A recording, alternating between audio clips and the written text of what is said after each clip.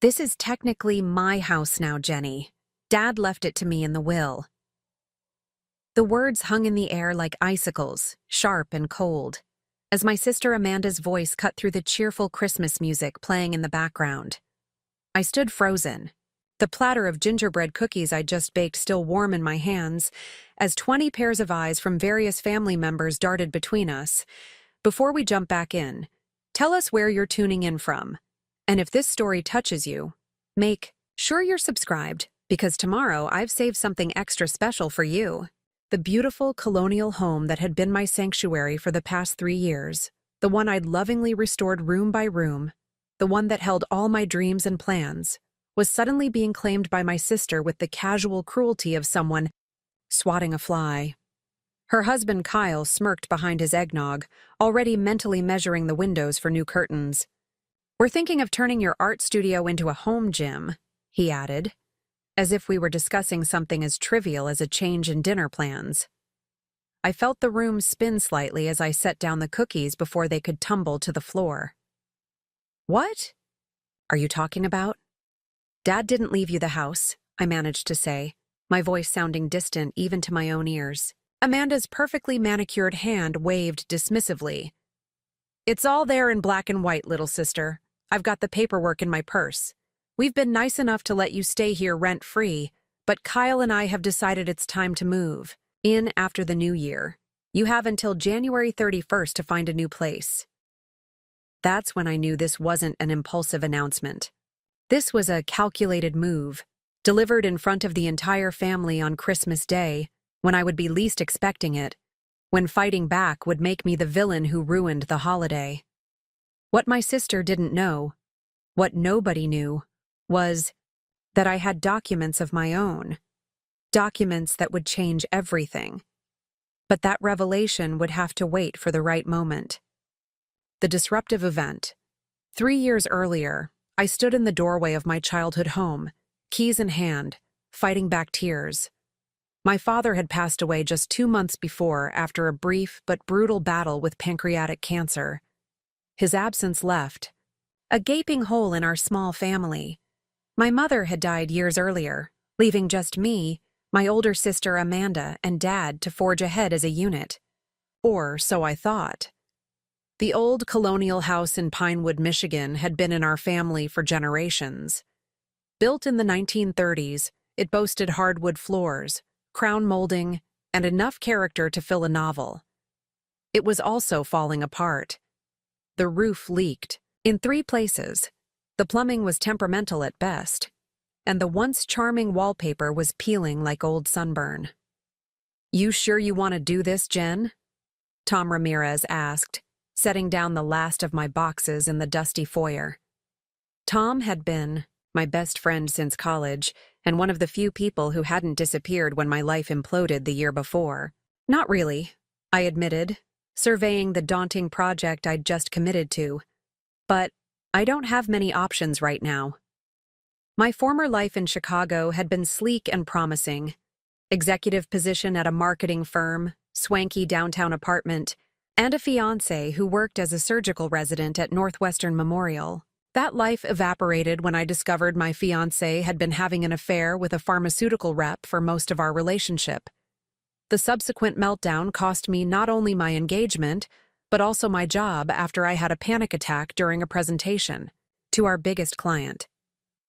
With my lease ending and my bank account dwindling, moving back to my hometown of Pinewood had seemed like my only option. When Dad got sick shortly after my return, any plans I might have made were put on hold as I became his primary caregiver. "Amanda could have helped more," Tom said quietly, opening windows to let fresh air circulate through the musty rooms. I shrugged, unwilling to rehash old grievances. "She has her own life, the kids, Kyle's political ambitions." I trailed off, knowing the excuses by heart. The truth was, Amanda had always been too busy for family responsibilities. While I'd put my life on hold to care for Dad, she'd managed to visit only twice during his 3-month illness, both times for less than a day. Her husband, Kyle, a state representative with his eyes on Washington, had accompanied her once, spending most of the visit on his phone in the hospital parking lot. "Family meeting tomorrow," I said, changing the subject. "Dad's lawyer wants to go over the will with both of us." Tom nodded, but his expression was worried. "Just be prepared, okay? Amanda has always had a way of getting what she wants." The next morning, I arrived at the law offices of Goldstein and Fritz 15 minutes early, anxious to get the meeting over with. The small conference room felt overly warm as I waited, flipping through a gardening magazine without absorbing any of the content. Amanda swept in exactly 10 minutes late, immaculately dressed in a navy pantsuit that probably cost more than my entire wardrobe. She air-kissed my cheek, leaving behind the scent of expensive perfume. "Jenny, you look tired. Have you tried that serum I sent you for the circles under your eyes?" Before I could respond, Mr. Goldstein entered with a leather portfolio. After expressing appropriate condolences, he cleared his throat and began outlining the contents of Dad's will. "The estate is relatively straightforward," he explained. "The house at 247 Maple Street is to remain in the family, with Jennifer to have lifetime residence rights. There is a life insurance policy to be divided equally between both daughters, and various personal effects as outlined in this document." I felt a small wave of relief. The house was staying in the family, and I could continue to live there. It wasn't ownership exactly, but it was security, something I desperately needed. Amanda's perfectly plucked eyebrows drew together. "What exactly does lifetime residence rights mean? Who actually owns the property?" Mr. Goldstein adjusted his glasses. "The property remains in the Cooper family trust. Jennifer has the right to live there for as long as she wishes. Should she choose to vacate the property, ownership would transfer to both daughters equally." Amanda's smile didn't reach her eyes. "I see. And the mortgage? There is still a mortgage, correct?" "Yes," the lawyer confirmed. "Approximately $137,000 remaining." "And who's responsible for that?" Amanda pressed. "The mortgage payments would be the responsibility of the resident.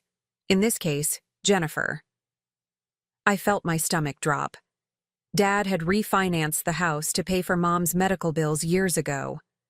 The monthly payment wasn't huge, but on my currently non-existent income, it might as well have been millions. Amanda's smile widened slightly. "Well, that settles things nicely," she said, gathering her designer purse.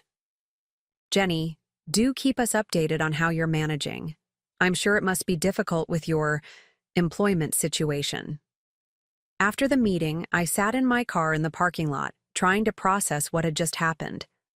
I had a house I couldn't afford. I had no job.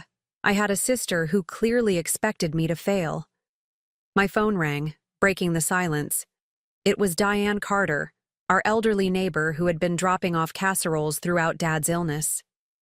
"Jennifer, dear, I was wondering if you might help me with something," she said when I answered.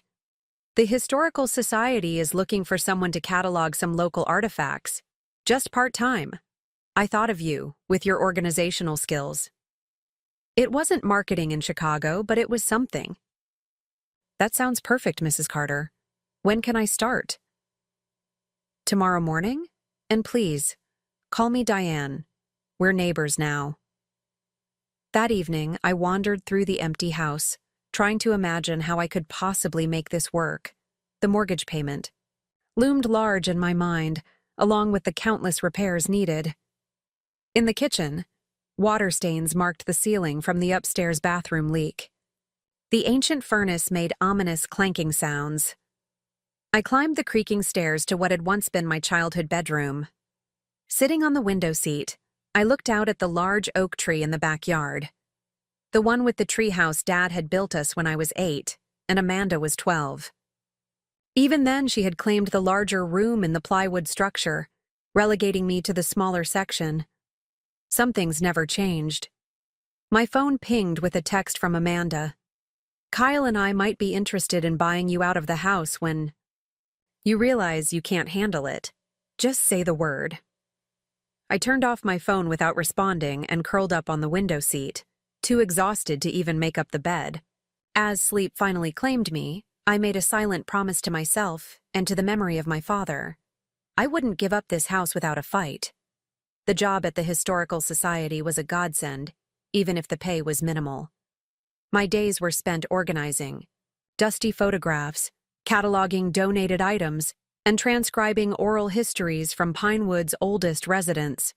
The quiet, methodical work suited my battered spirit, giving me space to heal while still providing enough structure to get me out of bed each morning.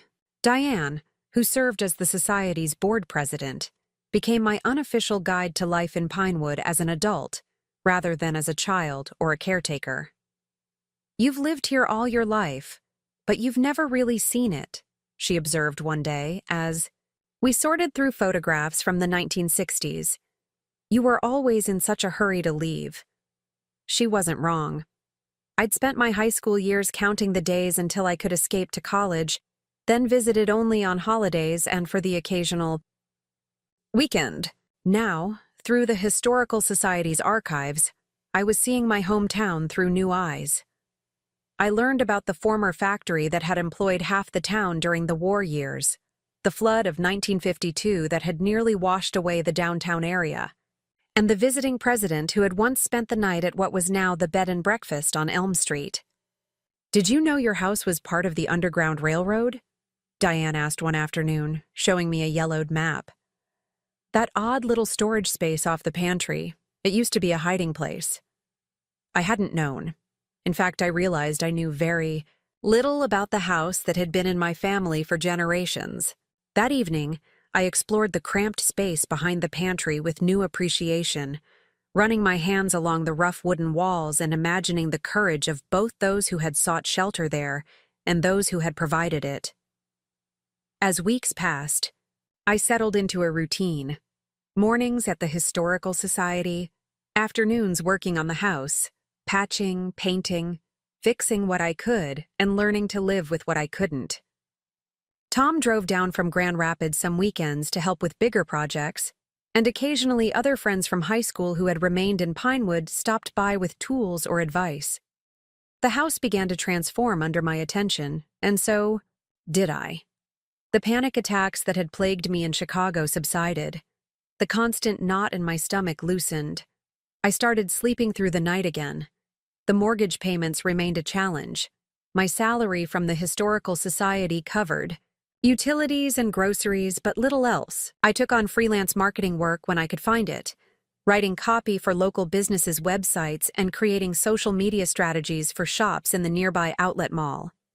Each month, I managed to scrape together just enough to make the mortgage payment, sometimes selling items I no longer needed on online marketplaces or picking up odd jobs. Each check I wrote felt like a small victory. Another month, the house remained mine. Amanda called occasionally, always managing to work the house into the conversation. "Just checking to see how you're managing that big old place," she'd say, her voice dripping with false concern. "Kyle and I were talking about what a burden it must be for you." Preparing and narrating this story took us a lot of time, so if you are enjoying it, subscribe to our channel. It means a lot to us. Now back to the story. I kept my responses vague and upbeat, unwilling to give her the satisfaction of knowing how close to the financial edge I often came. What I didn't tell her was how the house had become more than just shelter. It had become my purpose. Each repaired floorboard and freshly painted wall represented my slow journey back to myself. 6 months after moving in, I converted the small sunroom at the back of the house into an art studio.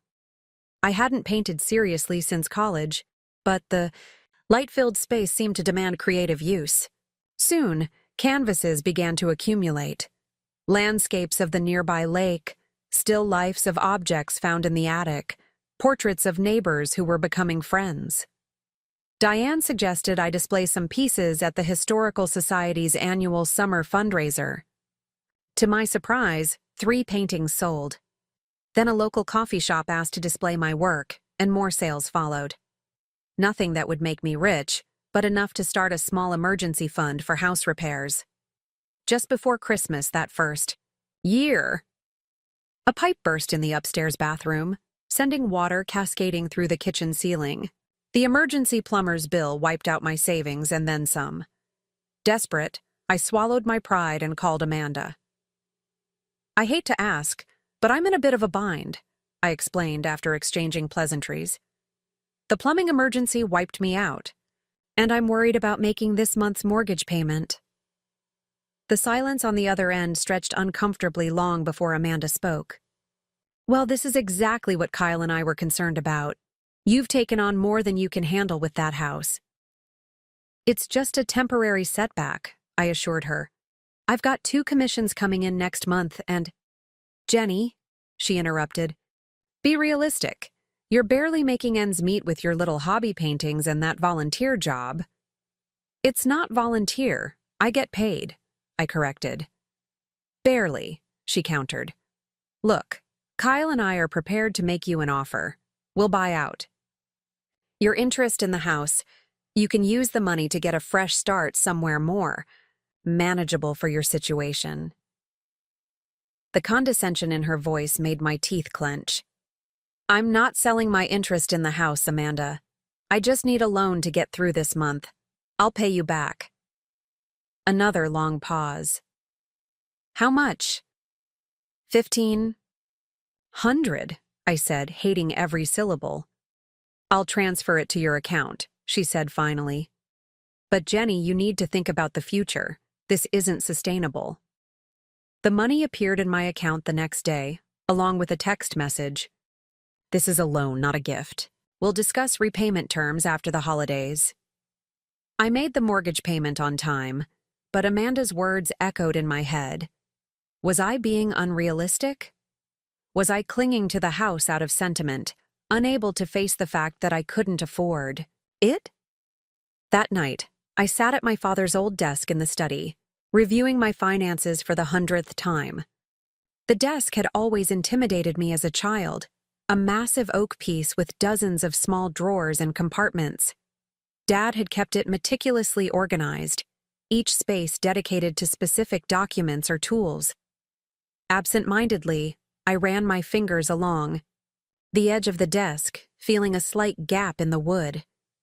Curious, I pressed harder, and to my surprise, a small, hidden drawer popped open. Inside was a sealed envelope with my name written in my father's distinctive handwriting. With trembling fingers, I broke the seal and unfolded the letter inside. "My dear Jennifer, if you're reading this, it means you've found my hiding spot, the one I showed you when you were 10, and you needed a place to keep your diary safe from your sister's prying eyes. I always knew you'd remember when the time was right. There are things I couldn't say in my will, legal complications that Mr. Goldstein advised against putting in writing officially. But you deserve to know the full truth about the house and my wishes for it. The mortgage that remains on the house isn't actually a traditional bank mortgage. When I needed to raise funds for your mother's care, my old friend Jack Monroe privately loaned me the money using the house as collateral. We structured it like a conventional mortgage for tax purposes, but the arrangement was always between friends. Before my diagnosis, Jack and I had discussed transferring the loan to you when the time came, with very favorable terms. After I became ill, we accelerated those plans. The enclosed document is the transfer of the loan to your name, with a significant reduction in the principal as Jack's wedding gift to you. He always had a soft spot for you since you helped his daughter through that rough patch in high school. What this means, Jen, is that you essentially control the fate of the house. If Amanda tries to force a sale or take advantage, remember that the lien holder has significant power. Jack has signed everything over to you to handle as you see fit. I know this puts you in a difficult position with your sister, which is why I've kept it between us. Amanda has always had her eye on the larger prize, while you've valued the things that truly matter. The house belongs with you. The one who came home, the one who stayed, the one who cared for not just me but the legacy our family built. Use this knowledge wisely and fairly. And remember that I am proud of you, not for what you own, but for who you are. All my love, Dad enclosed with the letter was a legal document transferring the mortgage loan to my name, effectively making me both the resident of the house and the holder of the lien against it. The principal amount had been reduced by nearly half, making the monthly payments much more manageable with my growing art income. I sat back in the chair, stunned. Dad had given me not just a place to live, but a position of strength. I could never be forced out as long as I held the mortgage note. For a long moment, I considered calling Amanda to explain the situation, but something held me back. The memory of her dismissive tone, her assumption that I would fail, her eagerness to claim the house for herself. All of it suggested that sharing this information now would only lead to more conflict. Instead, I carefully refolded the letter and documents and placed them in a fireproof lockbox. This was information I would keep to myself, at least until I needed it. Until then, I would continue making the mortgage payments to myself, building up savings while maintaining the appearance of financial struggle when Amanda inquired. It wasn't entirely honest, but it gave me time. Time to strengthen my position, time to build my art business, time to fully claim my place in the house and in Pinewood, time to become someone who couldn't be easily dismissed or manipulated. As snow began to fall outside the study window, I made a decision. I would give myself 2 more years. 2 years to establish myself as an artist, to complete the major renovations on the house, to become financially secure enough that when the truth eventually came out, I would be speaking from a position of success rather than desperation. Amanda could wait. The house, my house, and I had all the time in the world. Part 2. The unfamiliar environment. The morning after discovering my father's letter, I woke up with a strange mixture of emotions swirling through me. Relief that I wasn't as financially vulnerable as I'd believed, anger at the deception that had been necessary, and an odd sense of responsibility that weighed heavier than the mortgage ever had. Dad had trusted me with this information, with the future of our family home. The question now was what to do with that trust. I made coffee. In the kitchen, watching snow accumulate on the back porch. 2 more years, I had promised myself. 2 years to transform both the house and my life before confronting Amanda. The timeline felt both generous and impossibly tight. My phone chimed with a text from Amanda. "The money hit your account yesterday. Let's discuss repayment after new." Years. I'm thinking we convert it to part of a buyout. I set the phone down without responding. Her persistence in trying to claim the house only strengthened my resolve to protect it. Later that day at the Historical Society, Diane noticed my distraction as I mislabeled 3 consecutive photographs. "Something's troubling you," she observed, gently correcting my work. "Is it the house?" I hesitated, uncertain how much to share. "I found out some new information about my father's wishes. It's complicated." Diane's weathered hands stilled on the photo she was holding. "Families often are, especially when it comes to inheritance. Your sister's still pressuring you about the house?" I nodded, surprised by her perception. "Some people see property as nothing but dollar signs," she said. "Others understand that a house can be a connection to the past and a foundation for the future. It's about more than boards and nails." "That's exactly it," I agreed. "Amanda sees the market value. I see home." Diane smiled knowingly. "Harold, your father, understood that difference between you two. It's why he always spoke about you taking over the house someday, even years ago." This was news to me. "He talked about that?" "Oh, yes. At garden club meetings, town functions. He'd mention how you had his mother's eye for beauty, how you noticed the same details in the house that she had. Amanda was always more like your grandfather, ambitious, looking toward the next opportunity." The validation that Dad had seen these differences long before his illness provided unexpected comfort. I hadn't been imagining the special connection we'd shared with the house. The thing about houses, Diane continued, is that they respond to the care they're given. Some people can live in a place for decades without ever truly inhabiting it. Others move in and within months, it's as if the house has been waiting for them all along. She patted my hand. This house was waiting for you, Jennifer. That evening, I stood in the center of the living room, seeing it with fresh eyes. Dad had maintained the house, but he'd never been one for decorating or updates. The room retained much of the same furniture and color scheme from my childhood.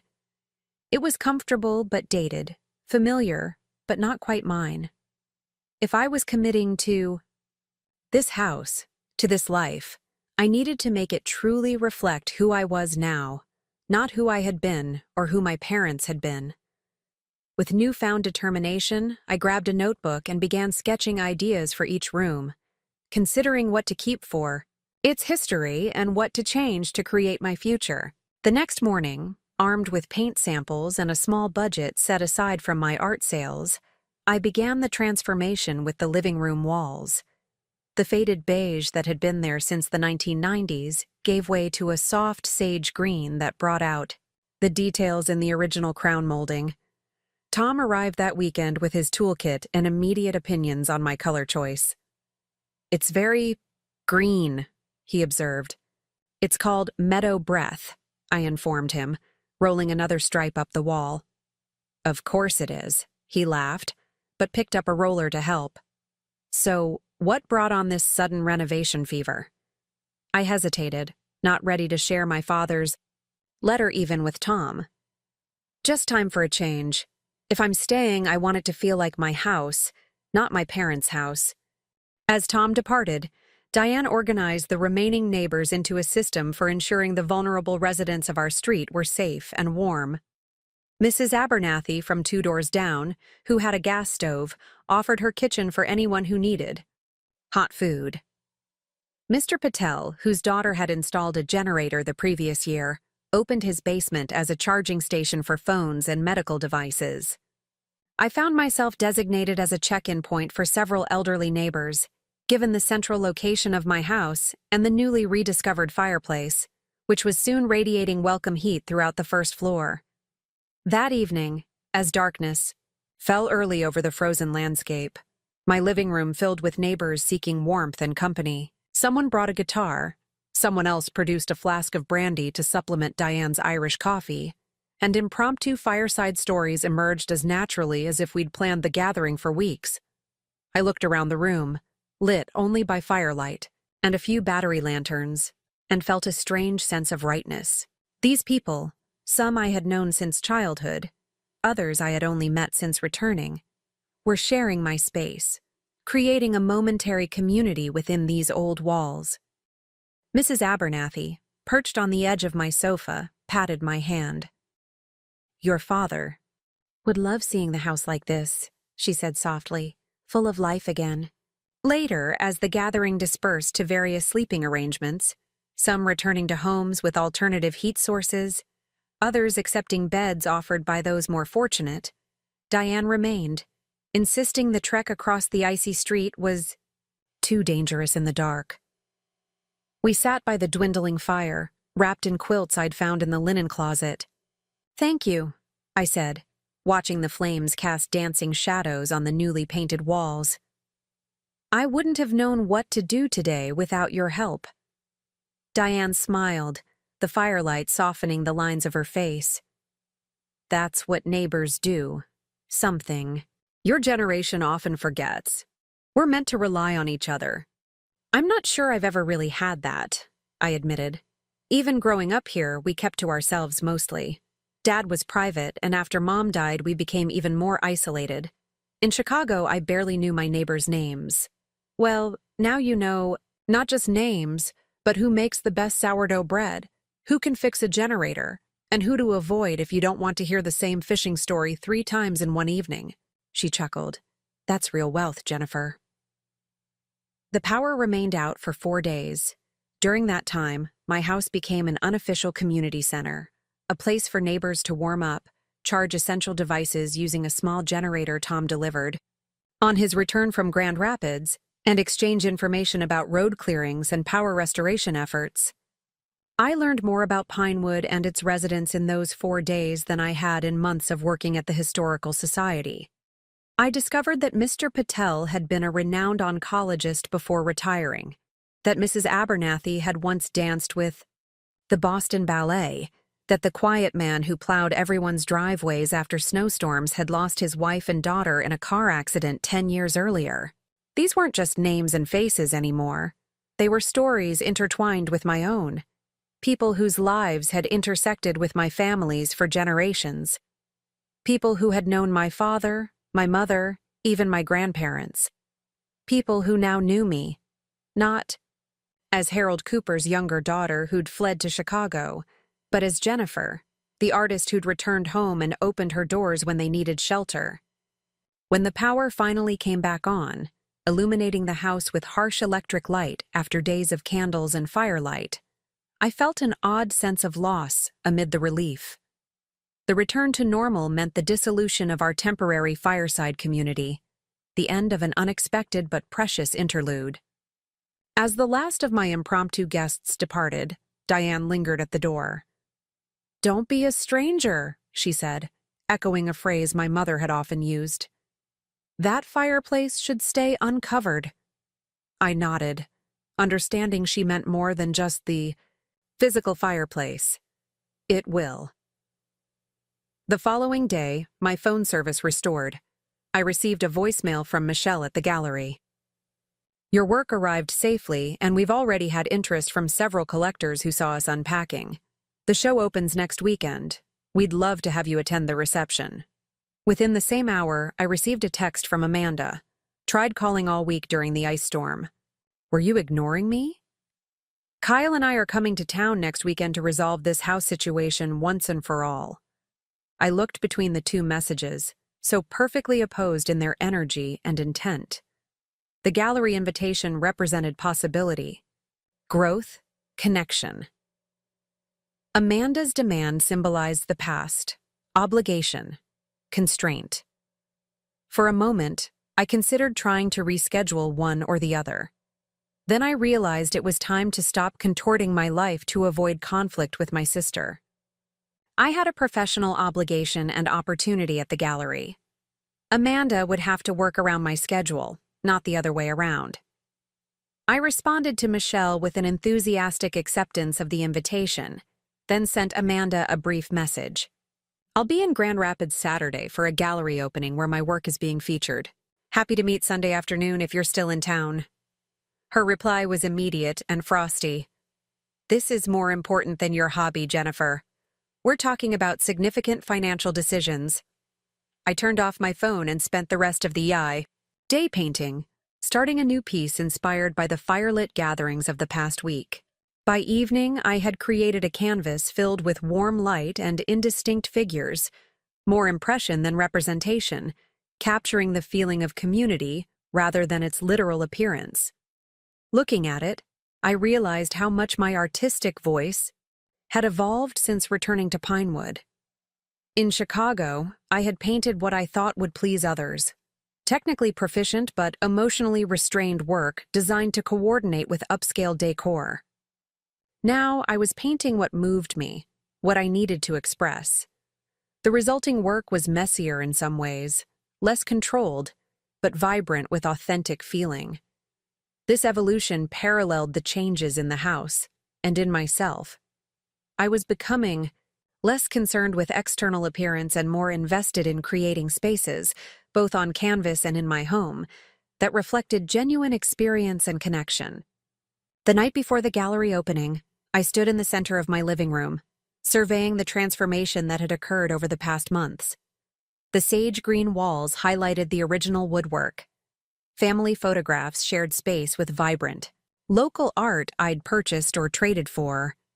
The furniture, rearranged for conversation rather than television viewing, still showed its age, but had been refreshed with new pillows and throws I'd found at the local thrift store. Most significantly, the fireplace now stood as the room's focal point, framed by simple floating shelves displaying meaningful objects, a piece of driftwood from the lake where Dad had taught me to swim, a small clay sculpture I'd made in high school, a framed first dollar from my earliest art sale. It wasn't perfectly coordinated or magazine-worthy, but it was authentically mine, a reflection of both where I'd come from and who I was becoming. For the first time since returning to Pinewood, I felt not that I was living in my father's house, but that I was creating my own home. The gallery opening exceeded all my expectations. Michelle had given my work prominent placement, and the attendance was substantial despite the lingering effects of the ice storm. I wore a simple black dress I'd found in a vintage shop in downtown Pinewood, paired with my mother's pearl earrings, a combination that felt like a bridge between my past and present.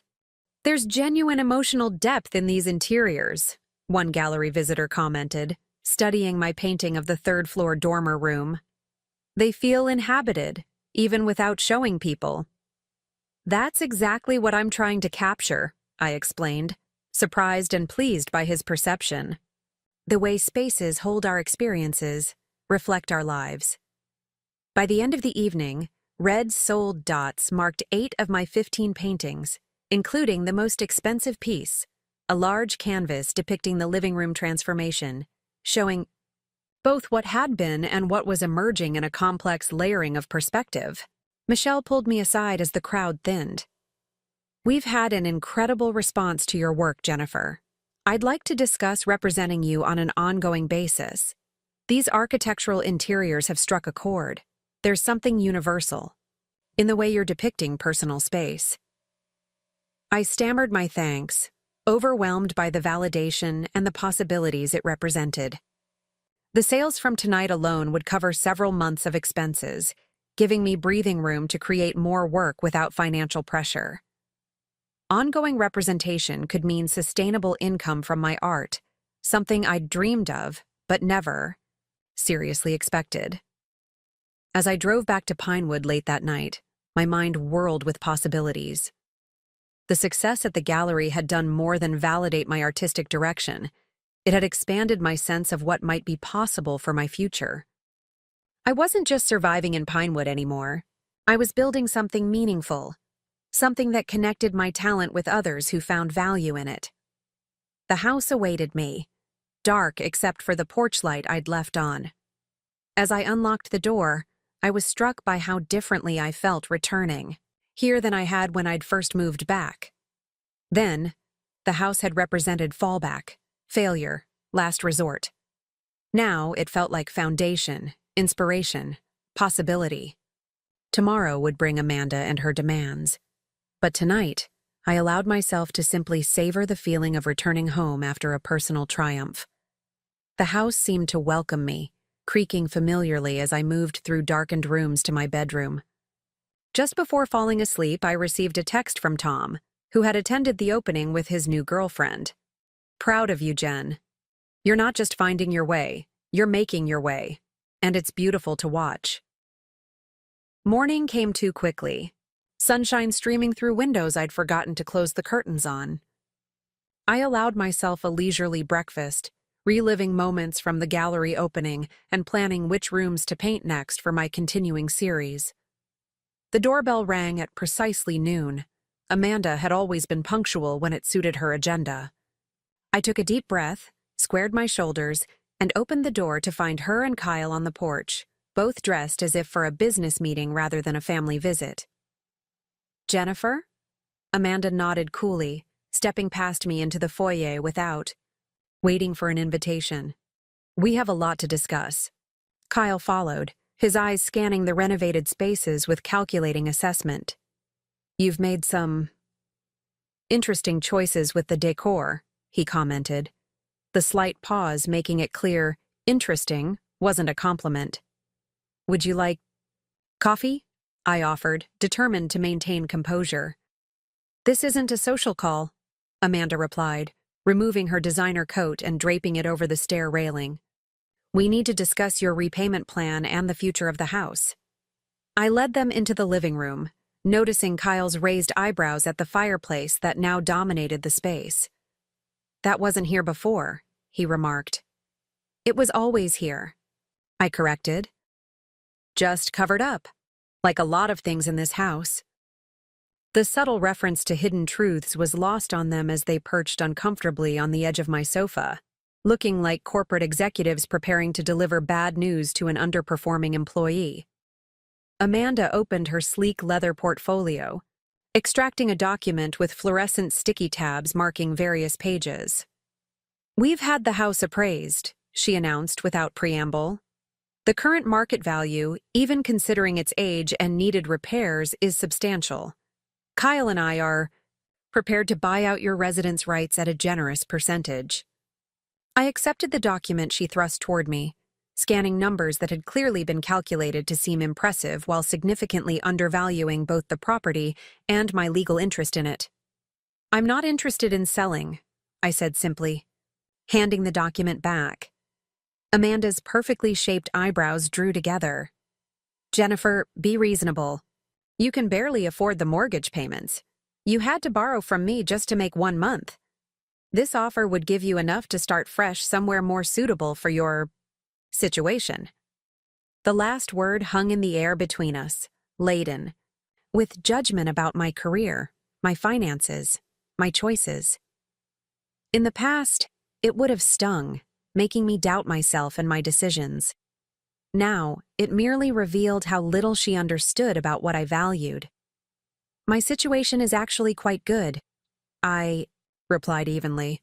"My work is being represented by a gallery in Grand Rapids, and I sold 8 paintings just last night. I don't need to start fresh somewhere else. I'm exactly where I want to be." Kyle leaned forward, adopting what I assumed was his negotiating posture. "Jennifer, real estate in this area is appreciating rapidly. Emotionally, we understand your attachment to the house, but financially, this is the smart move. Take the money, invest in your art career if that's what you want." "This house is my art career," I said, gesturing to the paintings hung on the walls, the sketchbook stacked on the coffee table. "These spaces inspire my work. The light, the history, the feeling of these rooms, they're central to what I'm creating." Amanda sighed dramatically. "This isn't about your hobby paintings, Jenny. This is about significant financial assets and making adult decisions." The dismissive reference to my hobby after the success of the previous night felt like a deliberate provocation. I took a measured breath before responding. "My work is not a hobby, Amanda. It's my profession, and it's beginning to be quite successful. More importantly, though, I don't need your approval or understanding of my choices. This house is my legal residence for as long as I choose, as specified in Dad's will. A will you benefit from while I'm left with nothing but a theoretical future interest if you ever decide to leave." Amanda's voice rose slightly. "It's not fair, and you know it. I'm the oldest. I have a family, responsibilities. You're just painting pictures and playing house." The dismissal in her tone was so familiar, so expected, that it had lost much of its power to wound me. Instead, I felt a wave of sadness for the sister who had never seen me clearly, who had always been too focused on external markers of success to recognize other forms of value. "I'm sorry you feel the arrangement is unfair," I said quietly. "But it was Dad's decision, not mine." Kyle, ever the politician, sensed the conversation veering toward unproductive emotional territory. "Let's focus on the practical matters at hand," he suggested smoothly. "The loan from Amanda needs to be repaid, and the ongoing mortgage payments remain a concern. We've prepared several options for resolving these issues." He extracted another document from Amanda's portfolio, and I recognized the moment had arrived, the confrontation I'd been postponing for months. My heart raced, but a strange calm settled over me simultaneously. This was my house, my truth. It was time to claim both. "Before we continue," I said, rising from my chair, "there's something you should know about the mortgage." Part 3. The growth process. "Before we continue," I said, rising from my chair, "there's something you should know about the mortgage." Amanda's expression shifted from frustration to curiosity. Kyle's political smile remained fixed in place, but his eyes narrowed slightly. I walked to the antique secretary desk in the corner of the living room, the one piece of furniture I hadn't changed or moved since taking over the house. It had been my grandmother's, then my father's, a repository for family documents and correspondence for generations.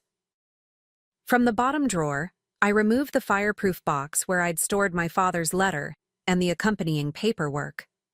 Dad left me more than just residence rights, I explained, returning to my seat. He left me information about the mortgage that changes everything. I handed them the document transferring the mortgage to my name. Kyle, with his legal background, recognized its significance immediately. His smile disappeared as he scanned the contents, while Amanda leaned over his shoulder, her confusion evident. "I don't understand," she said, looking between the paper and me. "What is this?" Kyle cleared his throat. "It appears that your father transferred the mortgage loan to Jennifer. She's essentially both the occupant and the lien holder." He turned. To me, professional assessment replacing his earlier condescension. "How long have you had this?" "I found it a few months ago," I admitted. Dad left it in a hidden compartment in his desk along with a letter explaining his wishes. Amanda snatched the document from Kyle's hands. "This can't be legal. Dad wouldn't cut me out like this." "He didn't cut you out," I explained patiently. "The house still belongs to both of us if I ever choose to leave.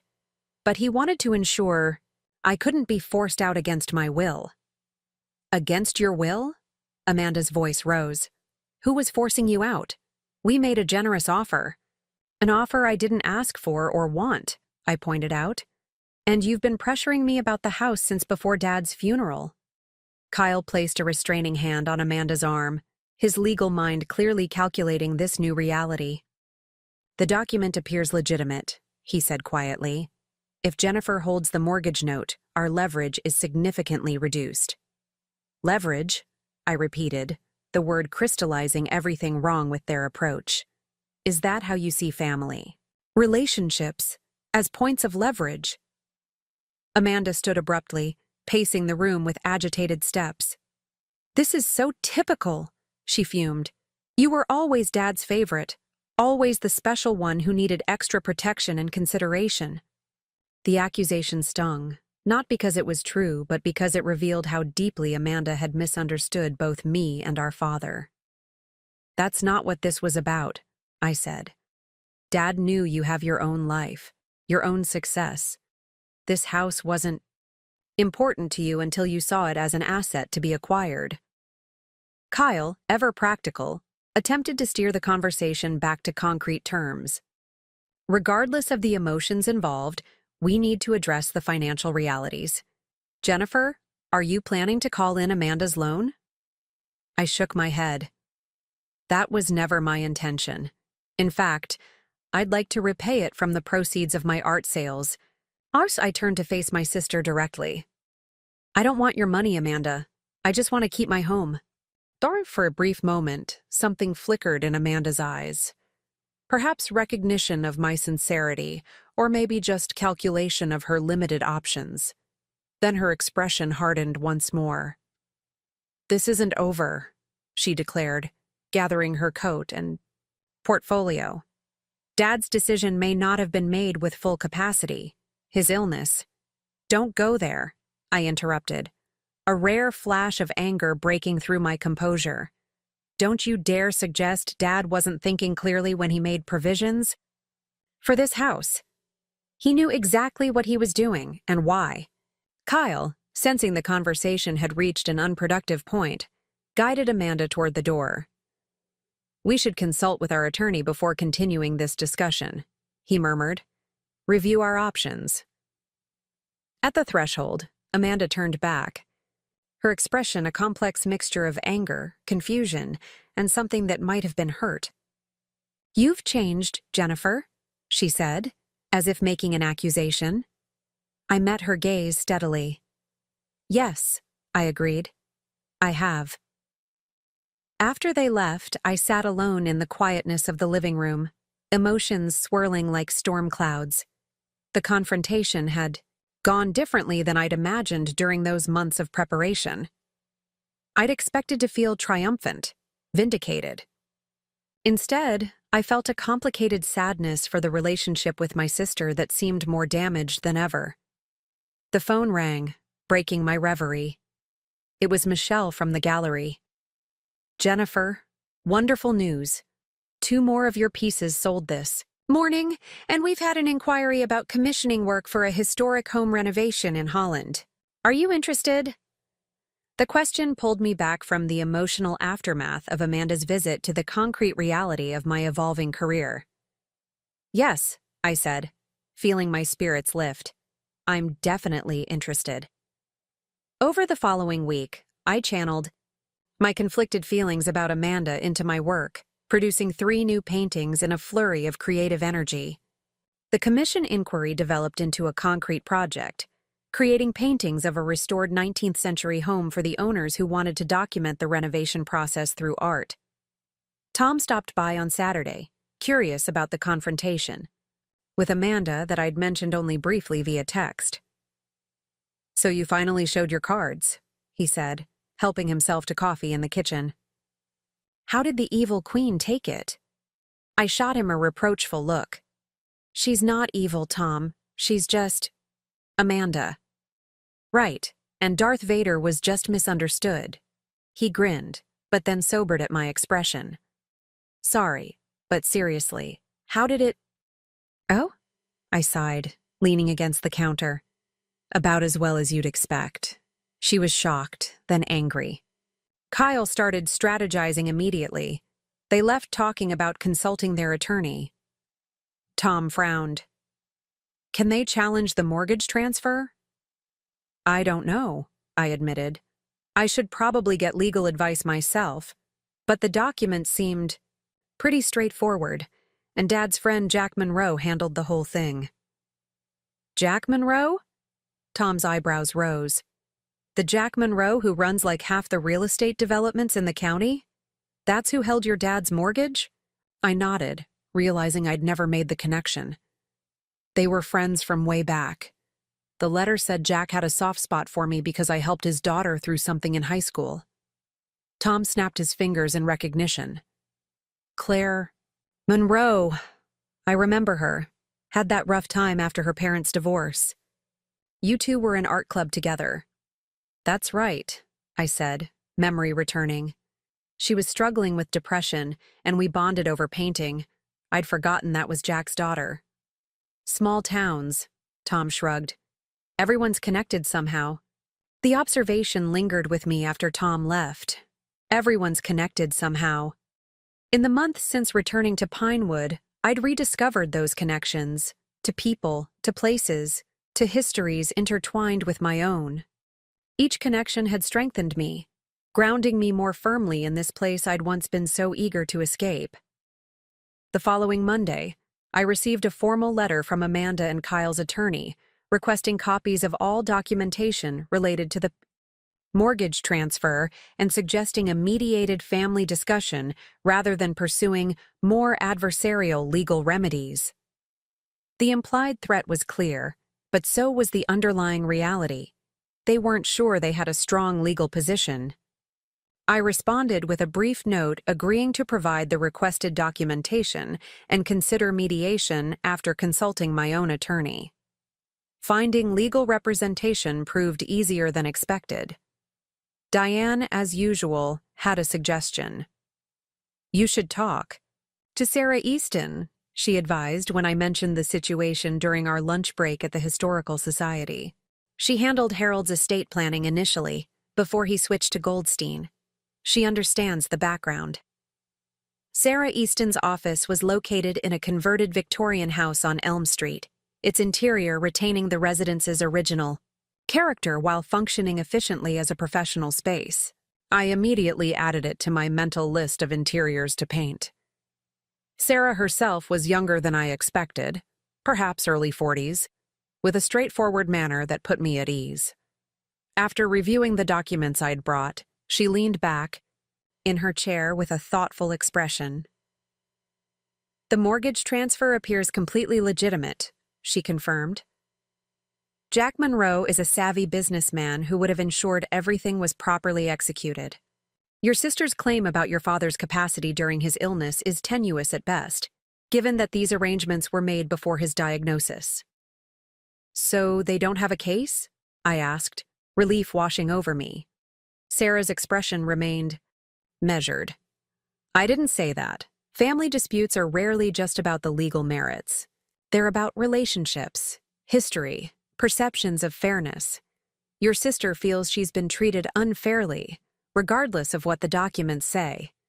I sighed, recognizing the truth in her assessment. So, what do you suggest? Provide the documentation they've requested, which shows you have nothing to hide. Then, if you're open to it, consider the mediation. Not because you're legally obligated, but because resolving this without a protracted legal battle would be better for everyone. I nodded slowly. And if mediation doesn't work? Sarah smiled slightly. Then we defend your position vigorously. But let's cross that bridge if we come to it. With Sarah's guidance, I assembled copies of all relevant documents, including my father's letter, and sent them to Amanda's attorney. Then I returned my focus to what was becoming increasingly meaningful work, both my painting and the ongoing restoration of the house. The commission for the historic home in Holland led to a site visit, where I spent a day photographing and sketching the property from various angles. The owners, a couple in their 50s who had devoted 3 years to meticulously restoring the lakeside Victorian, shared my appreciation for how spaces evolve while maintaining their essential character. We didn't want to erase the home's history, the wife explained as she showed me original features they'd preserved alongside necessary modernizations. Each generation that lived here left their mark, and we wanted to honor that while adding our own chapter. Her words resonated deeply with my approach to my own house. I wasn't erasing my parents' presence or the generations before them. I was adding my own layer to the ongoing story of the place. This perspective influenced my work on the commission, resulting in paintings that captured both the physical reality of the restored home and the more elusive sense of continuity amid change. When I delivered the finished pieces a month later, the couple was visibly moved. "You've captured exactly what we felt but couldn't express," the husband said, studying a canvas that showed the transition from old to new in the home's kitchen space. How the past remains present, even as things transform. Their response affirmed what Michelle at the gallery had recognized, that my work was touching something universal in how people relate to personal spaces. As I drove back to Pinewood that evening, I found myself thinking about Amanda and our conflicting relationships with our family home. For me, the house had become a vessel for growth and creative expression. For Amanda, it represented something different. Perhaps a tangible connection to our parents that she felt she was being denied, or simply an asset she believed she deserved. Understanding the emotional underpinnings of her position didn't change my resolve to protect my home, but it did soften my anger at her attempts to claim it. Spring arrived with its customary Michigan fickleness, warm, sunny days interspersed with sudden snow flurries and biting winds. The garden that had lain dormant through winter began showing tentative signs of life, crocuses pushing through half-frozen soil, buds forming on the lilac bushes that lined the side yard. I found myself increasingly drawn to the outdoor spaces of the property, seeing the gardens as a natural extension of the interior transformation I'd been focused on. Like the house, the grounds had been maintained but not truly tended during my father's final years. Flower beds had become overgrown, pathways cracked and heaved from frost, the small pond at the back of the property choked with leaves and debris. With the same careful attention I'd given to the interior rooms, I began reclaiming these outdoor spaces, starting with the small brick patio outside the kitchen door. Years of neglect had left it uneven and weed-choked, but beneath the accumulated grime lay a beautifully patterned surface laid by my great-grandfather in the 1940s. Diane, observing my efforts one afternoon as she dropped off Historical Society, Newsletters shared yet another piece of family history I'd never known. "Your great-grandmother designed that pattern," she noted, watching me scrub decades of dirt from the bricks. "Margaret was quite the artist herself. She sketched the design and had your great-grandfather execute it exactly to her specifications. It caused quite a row between them, from what my mother told me." I sat back on my heels, studying the geometric pattern with newfound appreciation. I had no idea. Dad never mentioned it. "Harold wouldn't have known," Diane said. "That generation didn't talk much about family squabbles or women's contributions. But my mother and yours used to discuss it when they were in garden club together. Your mother always said she felt Margaret's artistic spirit in this garden. The revelation that my creative leanings might have deeper roots than I'd realized, not just from my father's aesthetic appreciation, but from a great-grandmother who had imposed her artistic vision on her physical surroundings, felt like discovering a missing puzzle piece in my understanding of myself. With renewed enthusiasm, I expanded my restoration efforts to the entire yard, uncovering other touches that now seemed clearly attributable to Margaret's influence. The unusual curved pathway leading to what had once been a rose garden, the strategic placement of flowering shrubs to create what gardeners call rooms within the landscape. As I worked, I found myself imagining this woman I'd never met, imposing her artistic vision on her surroundings just as I was doing, separated by generations, but connected by similar impulses. In my mind, she became a kind of spiritual mentor, guiding my choices as I restored what she had created and adding my own contributions to her foundation. My outdoor efforts attracted attention from neighbors, who began stopping by with plant divisions from their own gardens, advice about local growing conditions, and occasionally physical help with the heavier tasks. Mr. Patel, whose immaculate garden I had admired from afar, appeared one Saturday morning with several heirloom vegetable seedlings and proceeded to demonstrate the proper way to prepare soil for tomatoes. "The secret is eggshells," he confided, crushing them into the dirt with practiced hands. "Calcium prevents blossom end rot." These casual interactions gradually wove me more deeply into the community fabric. I was no longer just Harold Cooper's daughter who had returned after fleeing to Chicago, no longer merely the artist who lived in the old Cooper place. I was becoming Jennifer in my own right, a neighbor who shared surplus zucchini, who helped with the Historical Society's spring fundraiser, who painted local scenes that captured familiar places in new ways. In late April, Michelle called with news that a regional arts publication wanted to feature my work in an article about emerging Michigan artists. "They're particularly interested in how your architectural interiors and garden paintings reflect themes of renewal and transformation," she explained. "They'd like to interview you and photograph both your work and your own renovated spaces, since they've become so central to your artistic practice." The opportunity was flattering, but also somewhat intimidating. The house and gardens, while significantly improved, were still works in progress. More concerning was the prospect of publicly revealing aspects of my personal journey that remained tender and private. Tom, as usual, cut through my hesitation with his trademark bluntness when I called to discuss my concerns. "Let me get this straight," he said. "You're worried about being featured in a magazine that could boost your career and validate everything you've been working toward? Jen, sometimes I wonder about your self-preservation instincts." "It's not that simple," I protested. "The house isn't finished, my work is still evolving, and they want personal background for context. It feels exposing." "That's kind of the point of profiles," he observed dryly. "Look, you don't have to tell them everything, but your story is compelling. Coming home, rediscovering yourself through renovating this place, finding artistic success in the process. That's the kind of narrative people connect with." He was right, of course.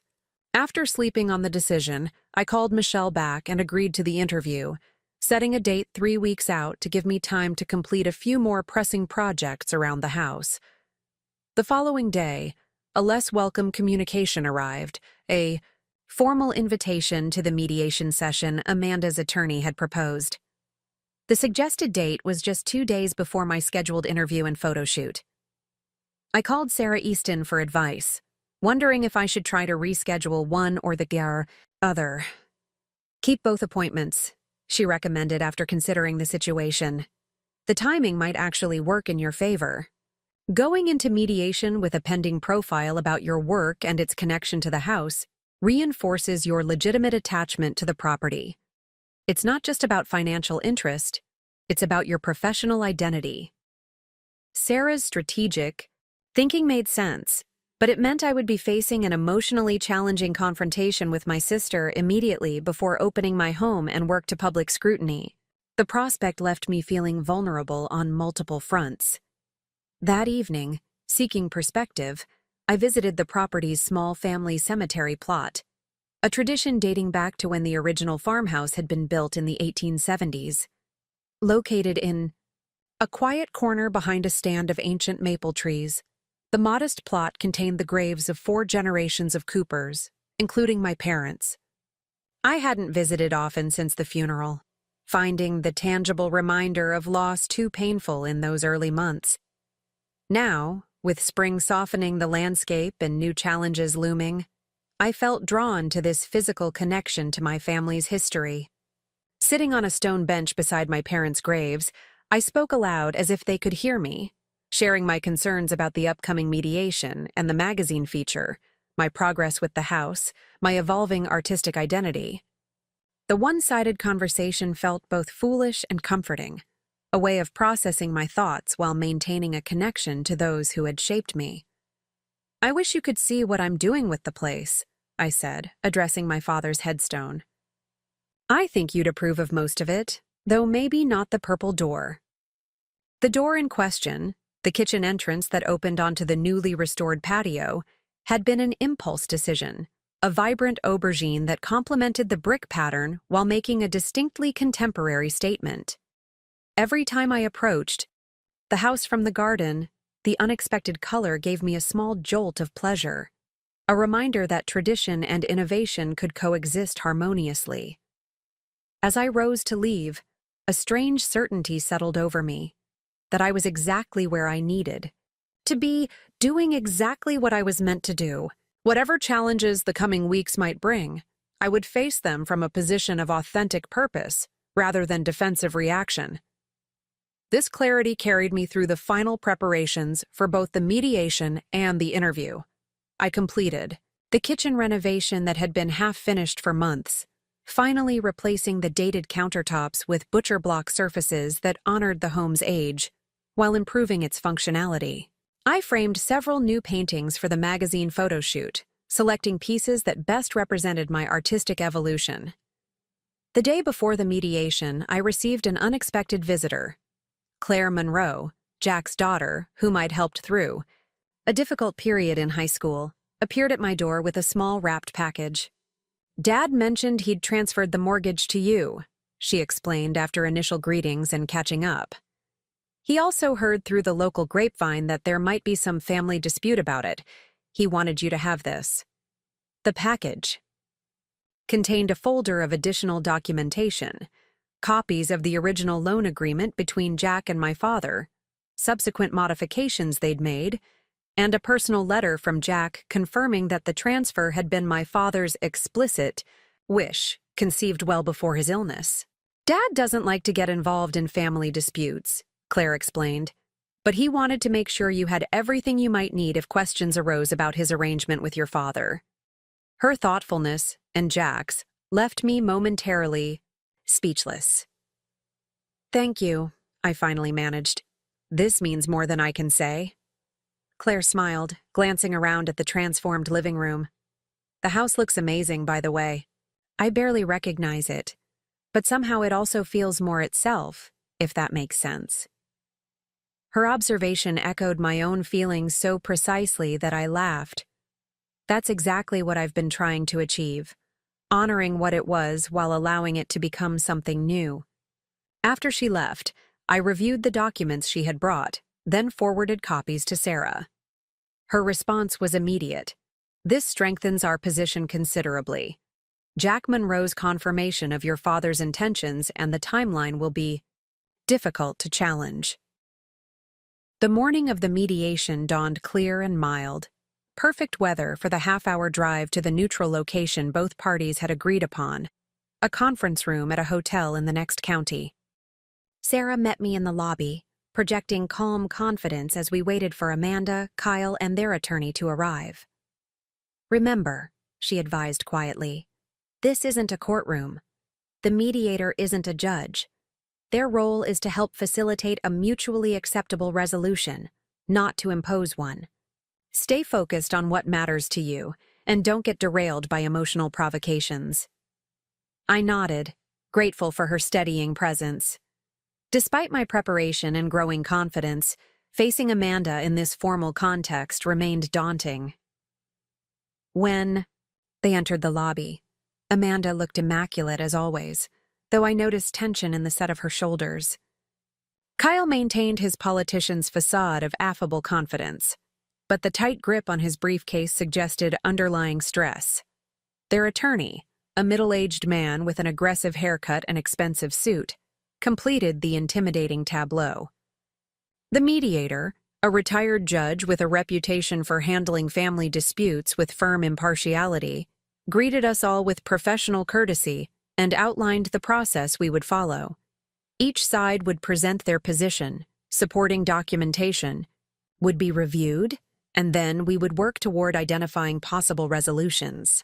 Amanda's attorney spoke first, presenting a narrative that characterized my father's decisions as unfair to his older daughter and potentially influenced by his illness, despite the timeline established by the documentation.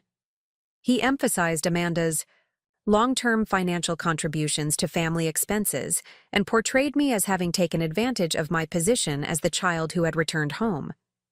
I listened without interrupting, noting how the presentation carefully avoided mentioning certain facts: that Amanda had visited our father only twice during his illness, that she had shown no interest in the house until after his death, that her contributions had primarily been gifts to herself using joint accounts. When it was Sarah's turn, she presented our position with calm precision, highlighting the legality of the mortgage transfer, my father's clear intentions as expressed in his letter, and Jack Monroe's confirmation of both the arrangement and its timing. She emphasized my ongoing investment in maintaining and improving the property, as well as the central role it now played in my professional work as an artist. Far from taking advantage, she concluded, Jennifer has honored her father's wishes by creating exactly what he hoped for: a home that remains in the family, cared for by someone who truly values it, while continuing the property's legacy of nurturing creativity and community. The mediator reviewed the documentation from both sides, asking clarifying questions that revealed his thorough engagement with the details. When he had finished, he addressed us directly rather than through our attorneys. "I'd like to hear from each of you personally," he said. "Not about the legal arguments, which your counsel has presented admirably, but about what this house means to you and what resolution you're seeking. Ms. Cooper-Wilson, would you begin?" Amanda straightened in her chair, her expression a careful blend of reason and restrained emotion. "The house represents our family heritage," she began. "Our father's decision to allow Jennifer lifetime residence while denying me any current benefit from a significant family asset creates an imbalance that feels deeply unfair. I'm not trying to force my sister from her home out of malice. I simply believe that family assets should be divided equitably." The mediator nodded thoughtfully. "And what resolution would satisfy your sense of equity?" "Either Jennifer should purchase my interest in the property at fair market value, or we should sell it and divide the proceeds," Amanda replied. "Alternatively, she could compensate me with regular payments representing my share of the property's value." "Thank you," the mediator said, then turned to me. "Ms. Cooper, what does the house mean to you, and what resolution are you seeking?" I took a deep breath, seeking words that might bridge the gulf between my sister's perspective and my own. "The house has become central to who I am and what I do," I began. It's not just shelter or an asset. It's the foundation of my artistic practice, the subject of my work, the physical manifestation of my journey over these past 2 years. I described how the process of restoring and reimagining the house had paralleled my own personal reconstruction after returning to Pinewood, how each renovated room and reclaimed garden space represented not just physical improvement, but emotional healing. As for resolution, I continued, I want to honor both Dad's wishes and Amanda's legitimate desire for fairness. I can't afford to buy her out at market value, and I won't agree to sell. But I am willing to make arrangements to ensure she benefits from the value I'm adding to the property through my improvements, either through graduated payments over time or a greater share of proceeds if I ever do choose to sell. The mediator considered both our statements before proposing a structure for further discussion. It seems to me, he observed, that we have two legitimate interests here that are not entirely incompatible. Jennifer's connection to the house, as both residence and creative wellspring, is substantive and meaningful. Amanda's desire for equitable treatment as a co-inheritor is also valid. For the next 2 hours, we explored various possible arrangements, ways Amanda might receive financial benefit from the property without requiring me to leave or sell. The discussion remained mostly civil, though tension flared occasionally when emotional undercurrents broke through the surface. Finally, the mediator proposed a comprehensive solution. I would retain lifetime residence rights as specified in our father's will. I would make quarterly payments to Amanda, representing a fair rental value for her half interest in the property, with the amount adjusted based on my fluctuating income from art sales. These payments would accumulate as equity, gradually buying out Amanda's interest over a 15-year period. Additionally, should I decide to sell before the buyout was complete, Amanda would receive her remaining interest plus a percentage of the increased value attributable to my renovations.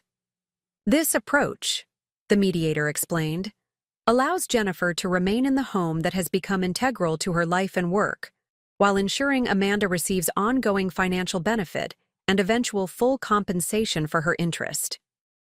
It respects both the letter of your father's wishes and the spirit of fairness between siblings. After private consultations with our respective attorneys, both Amanda and I tentatively agreed to the framework, with details to be finalized in a formal agreement our lawyers would draft together. As we gathered our belongings at the conclusion of the session, Amanda approached me directly for the first time since entering the room. "The purple door is a bit much," she said, referencing photos of the house Sarah had presented during our case. I laughed, surprised by the personal comment amid the legal formalities. "I thought you might say that." For a brief moment, something, like our old connection, flickered between us, the shared understanding that comes from growing up in the same household, knowing each other's predictable reactions and preferences. "I saw your paintings," she added, nodding toward the portfolio Sarah had brought. "They're good, Jenny. Really good. I didn't realize." She trailed off, but I understood what she hadn't said. She hadn't realized my art was legitimate, professional, worthy of respect. The acknowledgement, however reluctant, felt like the first tentative step toward a new understanding between us. "Thank you," I said simply. "That means a lot." As we parted in the hotel lobby, the mediation having achieved its purpose of finding a workable compromise, I felt a weight lift from my shoulders. The house was secure. My relationship with Amanda, while still complicated, had potential for healing. And tomorrow, I would share my work and my transformed home with the wider world. Driving back to Pinewood, I found myself thinking not about all that had happened, but about what would come next. New paintings I wanted to create, garden projects waiting for attention, community connections continuing to deepen. For the first time since returning to my hometown, I was looking forward rather than backward, planning for a future I was actively choosing rather than accepting by default. The revelation almost made me miss my turn, and I laughed at myself as I corrected course. The road home was familiar now, every curve and landmark recognized without conscious thought. I belonged here, Not because I had nowhere else to go, but because I had found where I was meant to be. Part 5. The Defining Moment. Christmas Eve arrived with picture-perfect snowfall, transforming Pinewood into a scene worthy of a holiday card. I spent the morning making final preparations, arranging fresh greenery on the mantelpiece, setting out guest towels in the recently renovated upstairs bathroom, checking the refrigerator one last time to ensure I had all ingredients for tomorrow's dinner. The house felt ready, peaceful yet expectant, like a stage set for a performance that had been long rehearsed, but would contain inevitable moments of improvisation. I had done all I could to create a welcoming environment. What happened within, it would unfold according to its own dynamic. Amanda had texted that morning to confirm their arrival time, late afternoon, depending on road conditions. Her message included a surprising postscript.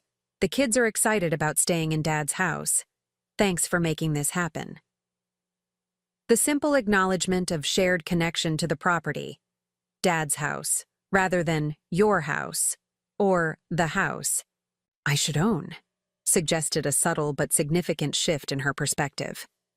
Perhaps the legal resolution of our conflict had created space for more generous emotional responses, or maybe the approaching holiday had softened her habitual competitiveness.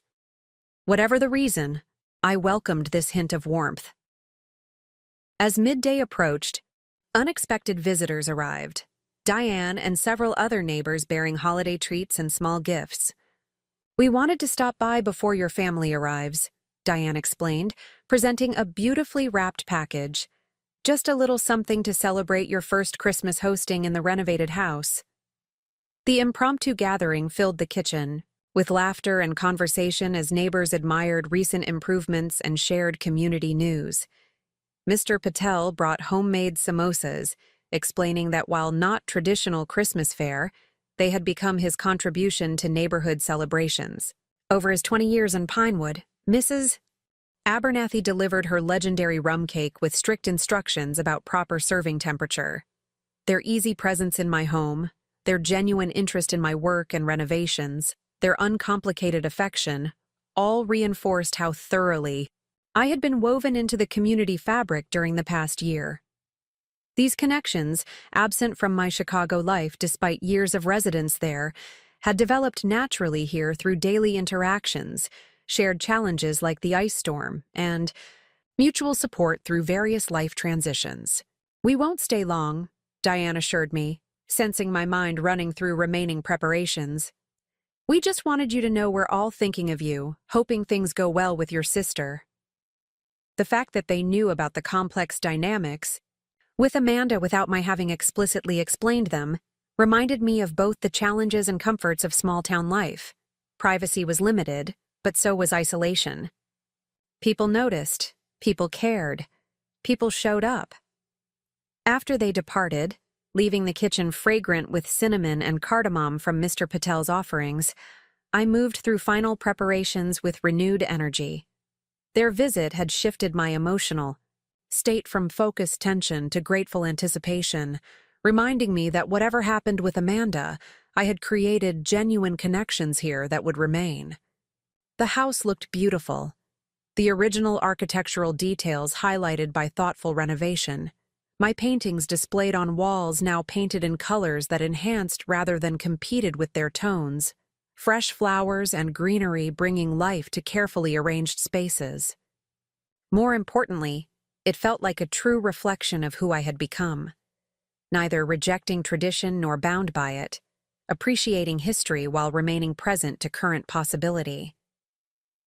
At 4:30, headlights swept across the front window. As Amanda's SUV pulled into the driveway, I took a deep breath, centering myself in all I had learned and become over the past year, then opened the front door to welcome my sister and her family. Kyle emerged first, immediately assessing the fresh exterior paint and restored porch details with an appraising eye. Amanda followed, elegant even in travel clothes, her expression guarded but not hostile.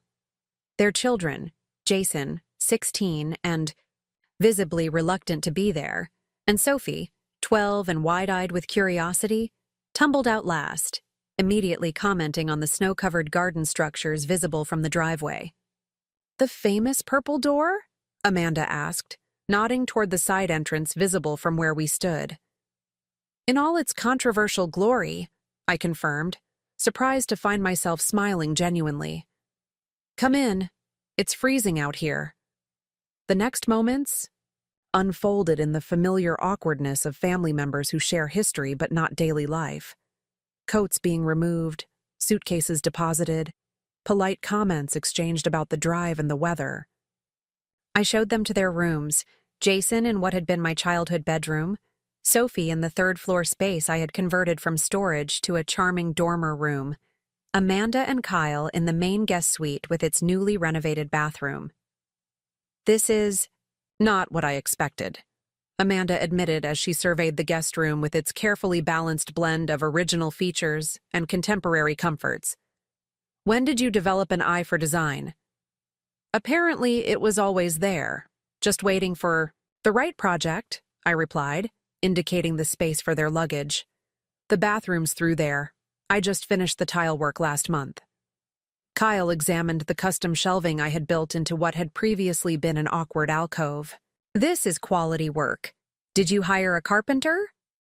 "I did it myself," I said, unable to keep a note of pride from my voice. "Tom helped with the initial framing, but the finishing is all mine." Something shifted in Kyle's expression, a reassessment, perhaps recognition of competence he hadn't previously attributed to me. "Impressive," he said simply, the single word carrying more genuine respect than any of our previous interactions. Downstairs, Sophie had discovered my studio and was examining the paintings with intense concentration. "You did all these?" she asked as I entered, her tone suggesting she had expected something less accomplished. "Most of them," I confirmed, though there are works by other local artists throughout the house as well. "They're really good," she said with the unfiltered honesty of early adolescence. "Mom said you were painting, but I thought it would be, like hobby stuff. These look professional." "They are professional," Jason corrected, entering behind me. "Aunt Jen's in magazines and galleries and stuff. Mom showed us the article."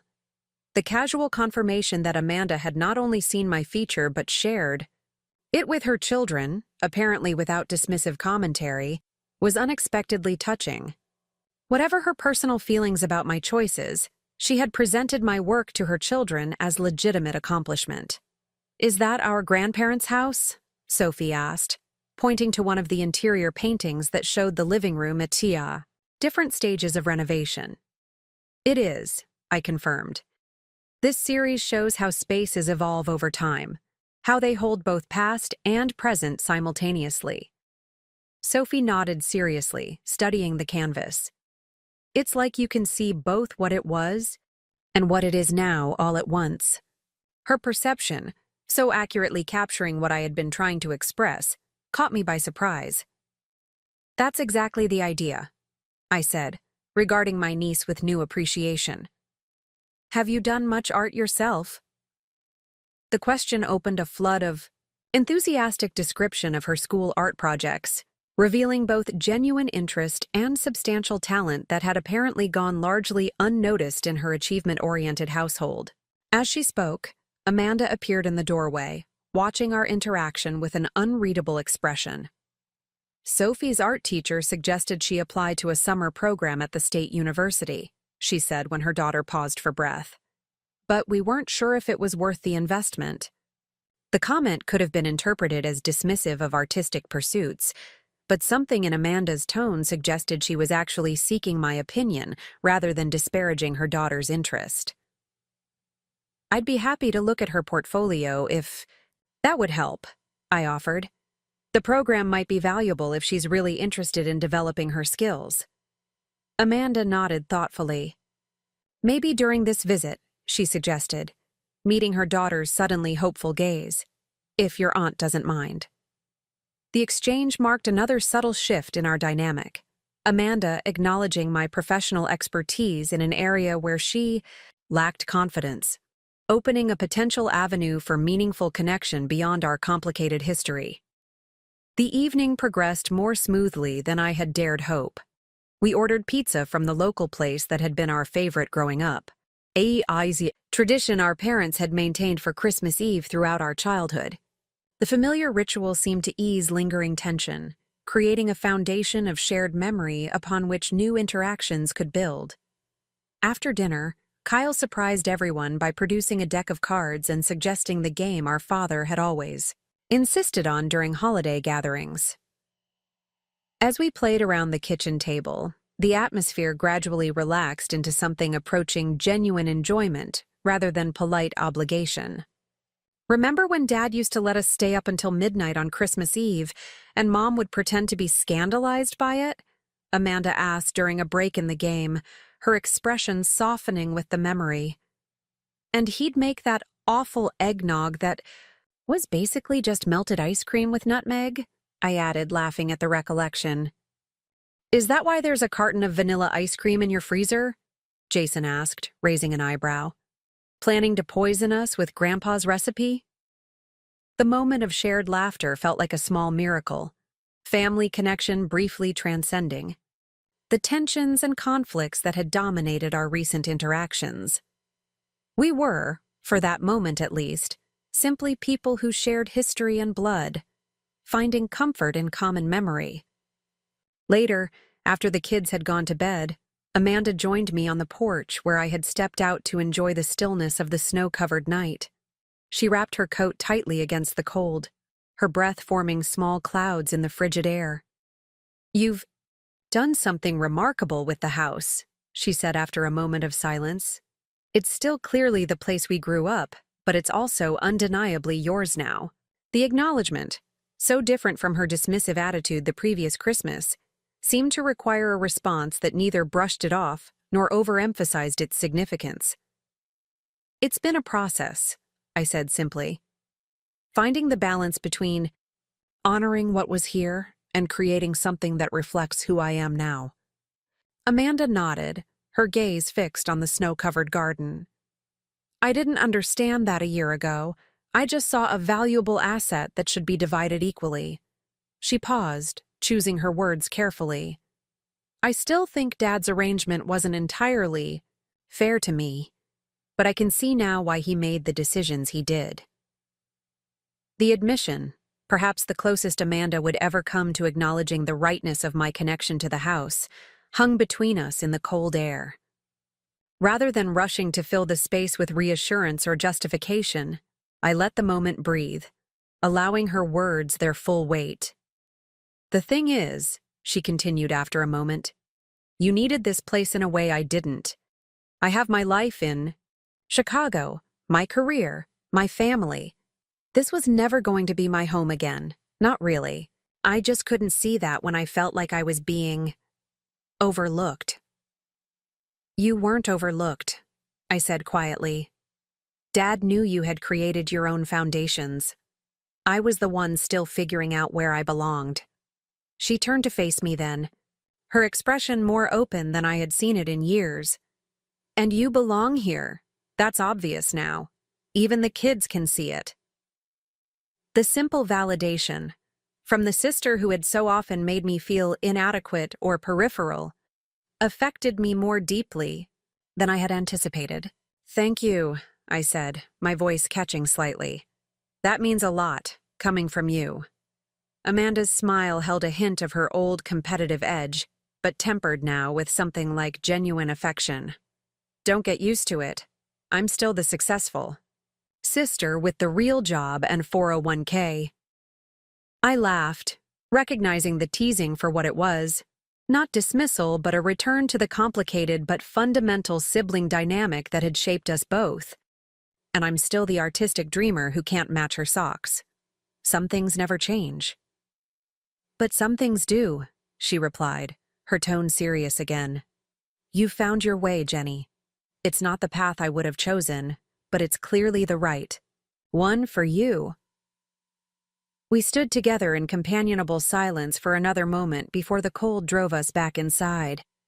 The conversation hadn't erased decades of complex history or fully resolved our different perspectives on family and success.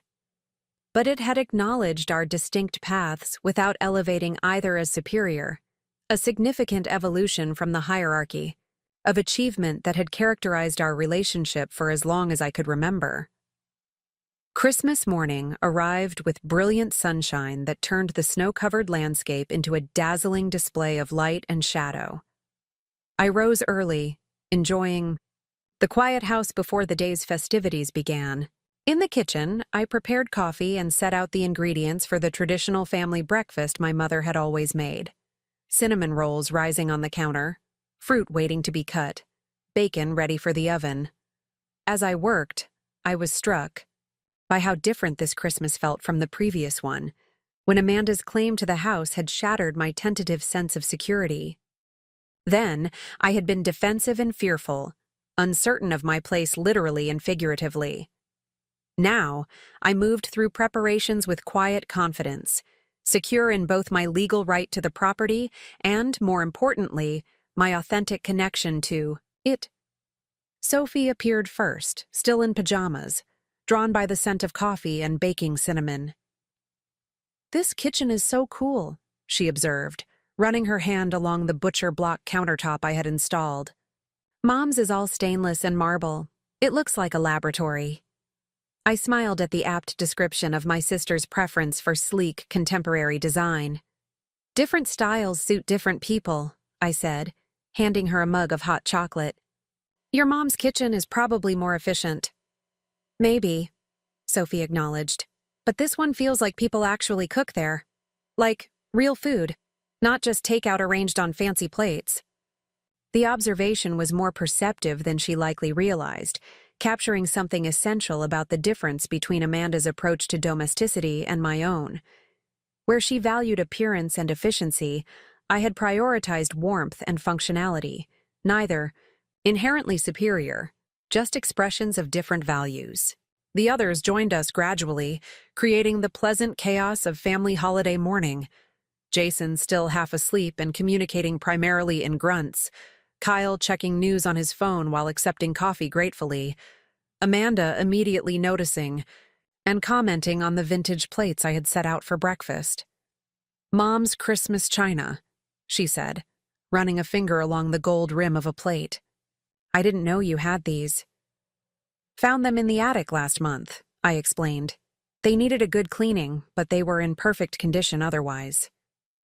Amanda picked up a cup, examining the delicate pattern. "I always loved these, but they seemed so fussy for modern life. Trust you to bring them back and make them actually work with everything else." The comment contained both her characteristic judgment and genuine appreciation, a combination that no longer stung as it once had. "I'm all about making the old and new work together," I said lightly, sliding the cinnamon rolls into the oven. After breakfast, we gathered in the living room for gift exchanges. I had carefully selected presents that reflected thoughtful attention rather than extravagance. Books chosen for each person's specific interests, small artworks by local craftspeople, experience gifts like cooking classes for Kyle, who, Amanda had mentioned, had recently developed an interest in weekend culinary experiments. Amanda and Kyle's gifts to me revealed similar consideration. Professional quality brushes I had admired in an art supply catalog, a beautifully bound sketchbook, a vintage gardening book featuring traditional landscape designs similar to what I had discovered for our property. The selections showed they had paid attention to what mattered in my current life, rather than imposing their own preferences or assumptions. The atmosphere remained relaxed as we moved to the dining room for Christmas dinner. The meal I had prepared honored traditions from our childhood while incorporating new elements that reflected my own evolving tastes. The table setting balanced the formal, mother's china, grandmother's silver, with the casual, simple linen napkins, a centerpiece of natural elements gathered from the garden, creating an environment that felt special without being stiff. As we settled into conversation over dessert, Kyle unexpectedly raised his glass in a toast. "To Jennifer," he said, his politician's delivery softened by what seemed like genuine sentiment, "for creating this beautiful space and bringing the family together. A year ago, I wouldn't have predicted we'd be sitting here like this. But I'm glad we are. The acknowledgement of our previous conflict and current detente hung briefly in the air before Amanda added her own words. And to the house itself, for remaining in the family and continuing to evolve with each generation. The toast captured precisely what I had hoped for in hosting this Christmas gathering. Not erasure of our differences or conflicts, but recognition of the possibility for growth and change within the context of shared history. We were not pretending. The previous year's confrontation hadn't happened. We were acknowledging that we had found a way forward despite it. After dinner, as dusk gathered and the Christmas tree lights created a warm glow in the living room, I found myself alone with Amanda once more. The kids were exploring the attic, fascinated by the trunks of family memorabilia I had organized, but intentionally left for them to discover. Kyle had taken a business call that apparently couldn't wait, even for Christmas Day. "I need to show you something," I said, making a spontaneous decision. "Bundle up, it's outside." Amanda raised an eyebrow but followed me without question, wrapping herself in her coat and boots. I led her through the garden, solar lights illuminating our path, to the small family cemetery plot behind the maple trees. "I've been restoring this area too," I explained as we approached the wrought iron fence that enclosed the graves of 4 generations of Coopers. It seemed important to honor this part of the property's history alongside everything else. The plot looked beautiful in the winter twilight, headstones cleaned and leveled, paths cleared of overgrowth, simple evergreen wreaths placed on each grave. Our parents' shared marker, prominently placed in the central row, had been carefully restored to remove lichen and staining. "It's peaceful," Amanda said softly, taking in the scene. "I should have visited more often." "We both should have," I acknowledged, standing beside her in the gathering darkness. "But we're here now." The moment felt significant. 2 sisters with complicated history, standing together at the physical representation of their shared ancestry, acknowledging both what had been lost and what remained possible. We were not suddenly best friends, or completely aligned in our perspectives, but we were finding ways to occupy shared space without resentment or competition dominating the interaction. "Dad would be pleased about all of this," Amanda said after a moment of silence. "Not just the house and your work, but this. Us managing to be family despite everything." The observation struck me as remarkably similar to something our father might indeed have said, practical yet affectionate, acknowledging reality while emphasizing possibility. "He always did prefer harmony to discord," I agreed, even if it meant papering over some pretty significant differences. Amanda laughed softly, the sound carrying in the still winter air. "Remember how he would literally leave the room when Mom and I started arguing about anything? Just stand up and walk out without a word. And come find me hiding in my room with a book," I added, the memory suddenly vivid. He'd say, "The Warriors are at it again. Want to help me in the garden? Until the battle's over?" We shared a smile of recognition, not just of the specific memory but of the family dynamic it represented. Amanda and our mother had been similar temperaments, verbal and confrontational when passionate about something. Dad and I had been the quieter counterweights, seeking peace but sometimes creating distance instead. "I think he worried we'd never find common ground after he was gone," Amanda said, her breath visible in the cold air. "That we'd just go our separate ways and let the family fragment." "He underestimated both of us then," I replied. "We may have different approaches to just about everything, but we're still connected. By this place, by history, by shared experience that no one else will ever fully understand." Amanda nodded, her expression thoughtful in the fading light. "The funny thing is, a year ago I thought I wanted this house for practical reasons. Financial. Equity, family asset, all of that. But standing here now, I realize what I really wanted was to maintain connection to all this." She gestured to encompass the cemetery, the gardens, the house visible through the trees, to make sure it wasn't lost. "It's not lost," I assured her. "It's changed, evolving, but the essence remains, and you're always connected to it, whether you live here or not." The understanding that passed between us in that moment transcended the legal agreement we had reached months earlier. Amanda wasn't relinquishing her claim to family heritage by accepting my residence in the house. She was acknowledging that there were different ways to honor and maintain connection to that heritage. My physical presence here and her emotional ties could coexist without conflict. As we walked back toward the warmly lit house, snow beginning to fall gently around us, Amanda linked her arm through mine in a gesture so reminiscent of our mother that it momentarily took my breath away. "The purple door is actually growing on me," she admitted, a smile in her voice. "Don't tell Kyle I said that, though. He's still traumatized by the idea of non-neutral exterior colors." The small joke, acknowledging our different aesthetic sensibilities while finding humor rather than judgment in the contrast, felt like the perfect note on which to conclude our private conversation. We were still Amanda and Jennifer, still fundamentally different in our approaches to life, still occasionally exasperated by each other's choices.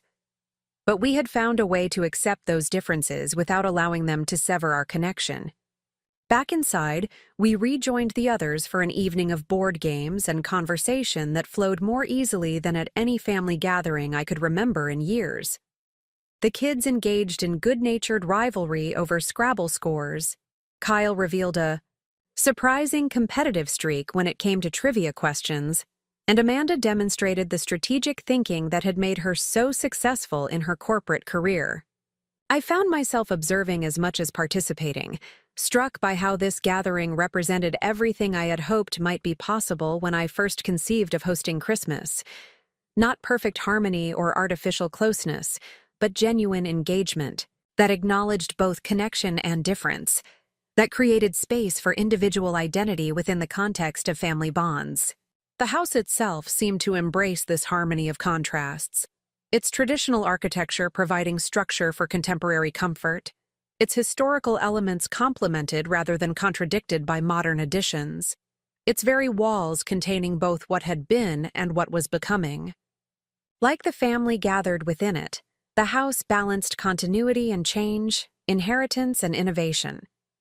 As the evening wound down and conversations moved toward plans for the following day, I excused myself briefly, stepping into my studio, for a moment of reflection amid the creative space that had become central to my identity. Looking at the paintings lined up for the upcoming Detroit exhibition, I felt a deep sense of integration between the physical environment I had created, the artistic vision I had developed, and the personal growth I had experienced. The exhibition was titled "Inheritance Transformed," a phrase that now seemed to apply not just to my artistic practice, but to the entirety of my journey since returning to Pinewood. I had inherited this house, yes, but also family history, community, connections, creative impulses, and patterns of relating that required conscious examination. The transformation hadn't involved rejecting any of these inheritances, but engaging with them authentically, allowing them to evolve through active participation rather than passive acceptance. Amanda appeared in the studio doorway, interrupting my reverie. "The kids want to know if we can all have breakfast at the diner tomorrow before we head back," she said. "Apparently, Sophie has decided she needs to try the blueberry pancakes that are life-changing, according to your neighbor Diane." "Sounds perfect," I agreed, turning from the paintings to face my sister. "And maybe afterward, if you have time, Sophie could show me some of her artwork. I was serious about reviewing her portfolio for that summer program." Amanda's expression softened, with something that might have been gratitude. "She'd love that. She doesn't talk about art much at home because—" She hesitated, then finished with characteristic directness. "Because I don't really understand it, to be honest.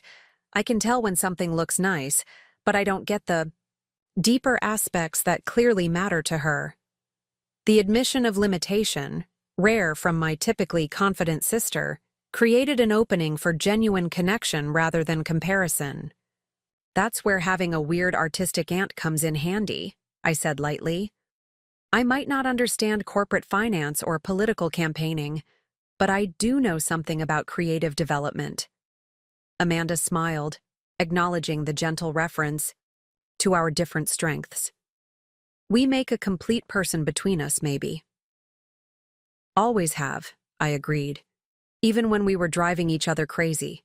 As we rejoined the others in the living room, where Kyle was regaling the kids with obviously embellished stories about his college adventures, I felt a sense of completion that had nothing to do with perfection or resolution of all differences.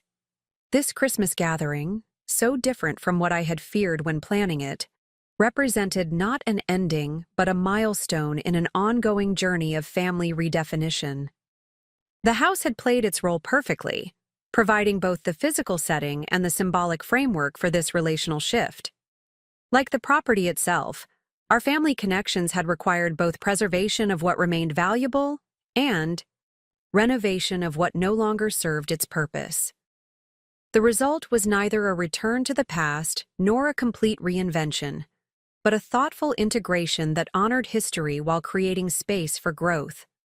Later that night, after everyone had retired to their rooms, I stood alone in the quiet living room, Christmas tree lights casting colored shadows across walls I had painted, furniture I had arranged, spaces I had claimed as my own while respecting those who had occupied them before me. The purple door, that small act of declaration that had come to represent my independent vision, was invisible from this angle, but its presence informed the entire composition of my renovated home. Outside, snow continued to fall, covering the gardens I had restored and the pathways I had cleared, creating a blank canvas upon which tomorrow's activities would leave temporary marks. By spring, when Tom and Lisa's wedding brought new celebrations to these grounds, all evidence of this Christmas gathering would have melted away. Yet the experience would remain, incorporated into the ongoing narrative of the house and its inhabitants. This, perhaps, was the most profound lesson of my journey since returning to Pinewood. That transformation is not a single event, but a continuous process. That identity emerges through ongoing engagement with environment and relationships. That home is not a static place but a dynamic interaction between past and present, self and surroundings, individual vision and shared history. As I turned out lights and prepared for bed on this Christmas night so different from the previous year's crisis, I felt profound gratitude not just for the legal resolution that had secured my place here, but for the deeper resolution that had occurred within me. I had found not just a house, but a home. Not just a career, but a calling. Not just a community, but belonging. Amanda's announcement last Christmas, that she intended to take the house I had begun to love, had initiated a year of growth I could never have anticipated. What had seemed like threat had become catalyst. What had appeared as ending had become beginning. The crisis had forced me to articulate, first to myself and then to others, what this place meant to me and why I belonged here. In doing so, I had discovered not just my right to remain, but my reason for staying. Not retreat from failure, but commitment to authentic creation. Not hiding from life, but engaging with it on terms that reflected my true values rather than external expectations or others' definitions of success. The house stood quiet around me, settled into itself after a day of unusual activity. Tomorrow would bring departure for my guests, return to the peaceful routine I had established, preparation for the exhibition that would launch the new year. Each day would add another layer to the ongoing renovation of spaces, of relationships, of self, that had become not just my residence but my life's work. As snow fell softly outside and Christmas lights cast their multicolored glow across the living room, I whispered a quiet thank you to the Father who had made this all possible, not just through his legal provisions, but through his understanding of where I belonged and what I needed to thrive. He had given me not just a house, but a foundation upon which to build an authentic life. That gift, far more valuable than property or possessions, had transformed not just my circumstances, but my understanding of what home truly meant. Not perfect but evolving. Not finished but continually renewed. Not defined by ownership but by relationship and creative engagement. Like the purple door that had come to symbolize my independent vision, this understanding represented both departure from convention and return to essential truth. That home is not where we retreat from the world, but where we find the security to engage with it authentically, the foundation from which we offer our unique contributions, the place where we are fully known and yet free to continue becoming. This Christmas night, surrounded by the visible results of a year's transformation, I embraced that understanding as the most valuable inheritance of all. Not the house itself, but the opportunity it represented to create a life of meaning, connection, and authentic expression. What had begun in crisis had evolved into purpose. What had started as mere shelter had become true sanctuary. Outside, the snow continued its gentle accumulation, covering yesterday's footprints while creating clean canvas for tomorrow's paths. Within these walls that had witnessed generations of family life, I had found not just my place, but my peace. Not perfect or permanent, but present and real. A gift I would continue unwrapping with each passing season. Christmas Eve arrived, with picture-perfect snowfall, transforming Pinewood into a scene worthy of a holiday card. I spent the morning making final preparations, arranging fresh greenery on the mantelpiece, setting out guest towels in the newly renovated upstairs bathroom, checking the refrigerator one last time to ensure I had everything for tomorrow's dinner. The house felt ready, peaceful yet expectant. I had done all I could to create a welcoming environment. What happened next would unfold according to its own dynamic. Amanda texted to confirm their arrival time, late afternoon depending on road conditions. Her message included a surprising postscript. The kids are excited about staying in Dad's house. Thanks for making this happen. The simple acknowledgement of shared connection to the property, Dad's house, rather than your house or the house I should own, suggested a subtle but significant shift in her perspective. Whatever the reason, I welcomed this hint of warmth. As midday approached, unexpected visitors arrived, Diane and several other neighbors bearing holiday treats and small gifts. "We wanted to stop by before your family arrives," Diane explained. "Just a little something to celebrate your first Christmas hosting in the renovated house." The impromptu gathering filled the kitchen with laughter and conversation as neighbors admired recent improvements and shared community news. Mr. Patel brought homemade samosas, explaining that while not traditional Christmas fare, they had become his contribution to neighborhood celebrations. Mrs. Abernathy delivered her legendary rum cake with strict instructions about proper serving temperature. Their easy presence in my home, their genuine interest in my work and renovations, their uncomplicated affection, all reinforced how thoroughly I had been woven into the community fabric during the past year. These connections had developed naturally through daily interactions, shared challenges like the ice storm, and mutual support through various life transitions. "We won't stay long," Diane assured me. "We just wanted you to know we're all thinking of you, hoping things go well with your sister."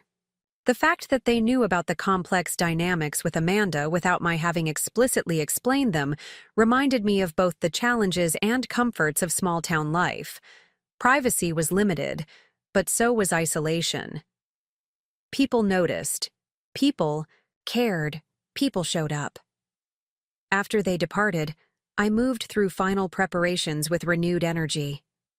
Their visit had shifted my emotional state from focused tension to grateful anticipation, reminding me that whatever happened with Amanda, I had created genuine connections here that would remain. At 4:30, headlights swept across the front window as Amanda's SUV pulled into the driveway. I took a deep breath, centering myself in all I had learned and become over the past year, then opened the front door to welcome my sister and her family. Kyle emerged first, immediately assessing the fresh exterior paint and restored porch details with an appraising eye. Amanda followed, elegant even in travel clothes, her expression guarded but not hostile. Their children, Jason, 16 and visibly reluctant to be there, and Sophie, 12 and wide-eyed with curiosity, tumbled out last, immediately commenting on the snow-covered garden structures visible from the driveway. "The famous purple door?" Amanda asked, nodding toward the side entrance visible from where we stood. "In all its controversial glory," I confirmed, surprised to find myself smiling genuinely. "Come in. It's freezing out here." The next moments unfolded in the familiar awkwardness of family members who share history, but not daily life. Coats being removed, suitcases deposited, polite comments exchanged about the drive and the weather.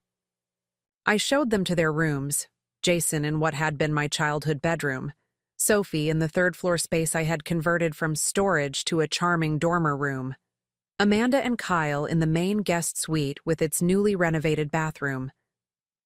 "This is not what I expected," Amanda admitted as she surveyed the guest room with its carefully balanced blend of original features and contemporary comforts.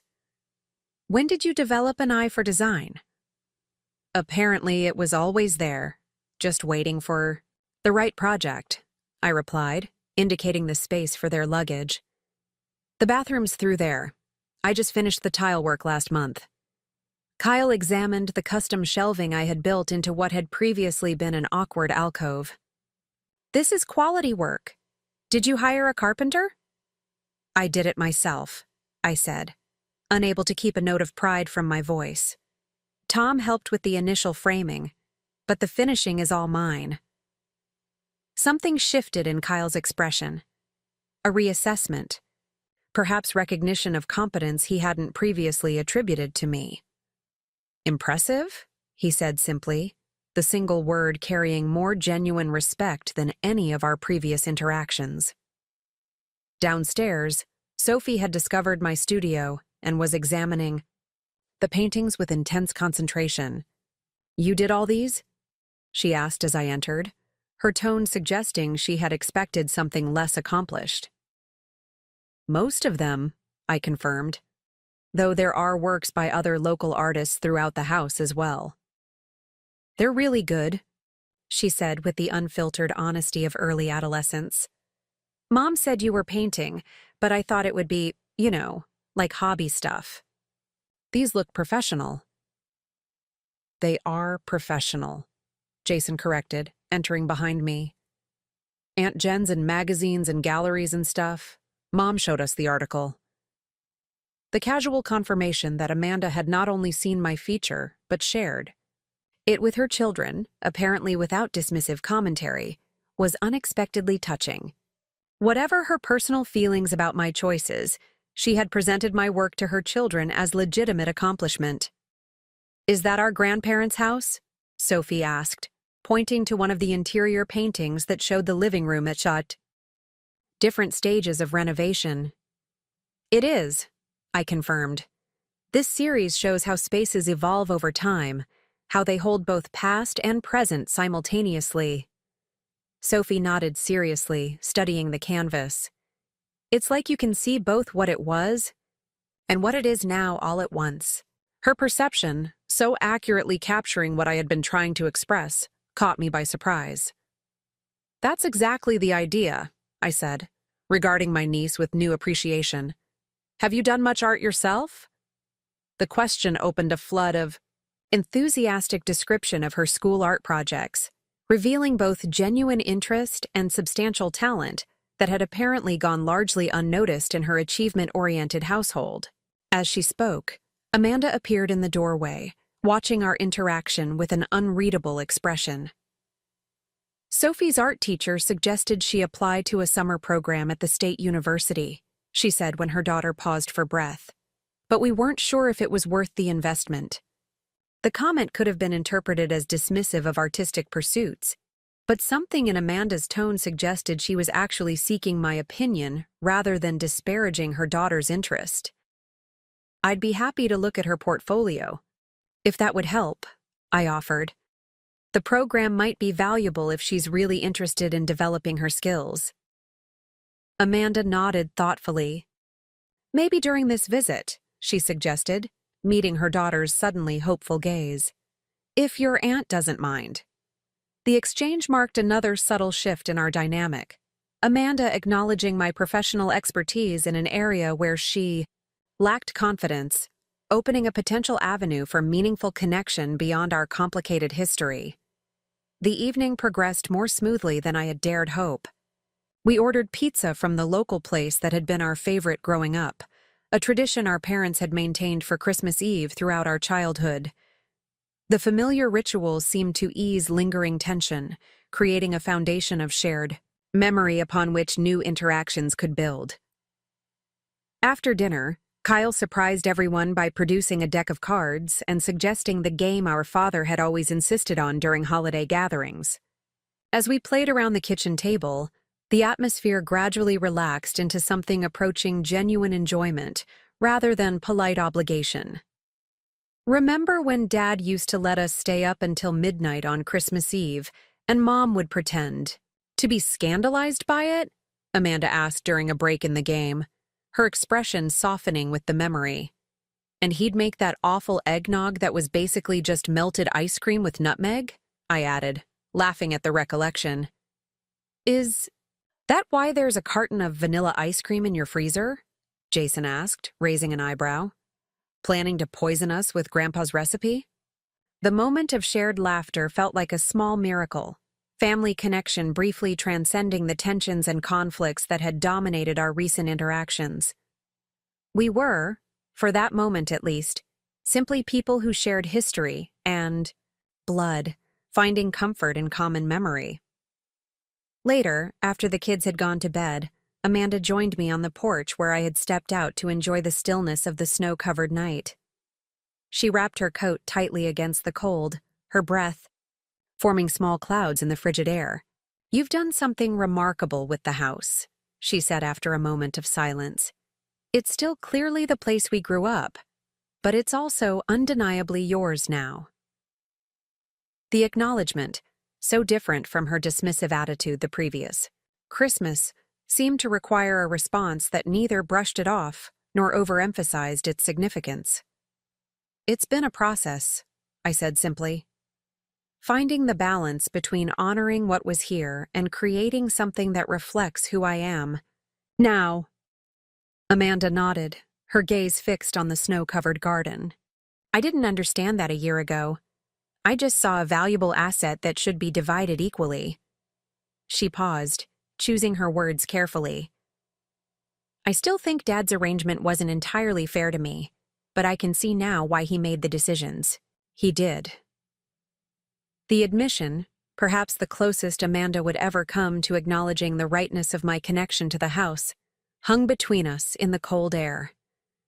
Rather than rushing to fill the space with reassurance or justification, I let the moment breathe, allowing her words their full weight. The thing is, she continued after a moment, you needed this place in a way I didn't. I have my life in Chicago, my career, my family. This was never going to be my home again, not really. I just couldn't see that when I felt like I was being overlooked. You weren't overlooked, I said quietly. Dad knew you had created your own foundations. I was the one still figuring out where I belonged. She turned to face me then, her expression more open than I had seen it in years. And you belong here. That's obvious now. Even the kids can see it. The simple validation, from the sister who had so often made me feel inadequate or peripheral, affected me more deeply than I had anticipated. Thank you, I said, my voice catching slightly. That means a lot, coming from you. Amanda's smile held a hint of her old competitive edge, but tempered now with something like genuine affection. Don't get used to it. I'm still the successful sister with the real job and 401k. I laughed, recognizing the teasing for what it was. Not dismissal, but a return to the complicated but fundamental sibling dynamic that had shaped us both. And I'm still the artistic dreamer who can't match her socks. Some things never change. But some things do, she replied, her tone serious again. You've found your way, Jenny. It's not the path I would have chosen, but it's clearly the right one for you.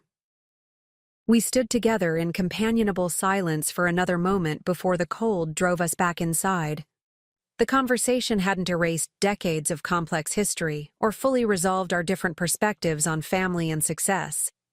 But it had acknowledged our distinct paths without elevating either as superior, a significant evolution from the hierarchy of achievement that had characterized our relationship for as long as I could remember. Christmas morning arrived with brilliant sunshine that turned the snow-covered landscape into a dazzling display of light and shadow. I rose early, enjoying the quiet house before the day's festivities began. In the kitchen, I prepared coffee and set out the ingredients for the traditional family breakfast my mother had always made. Cinnamon rolls rising on the counter, fruit waiting to be cut, bacon ready for the oven. As I worked, I was struck by how different this Christmas felt from the previous one, when Amanda's claim to the house had shattered my tentative sense of security. Then, I had been defensive and fearful, uncertain of my place literally and figuratively. Now, I moved.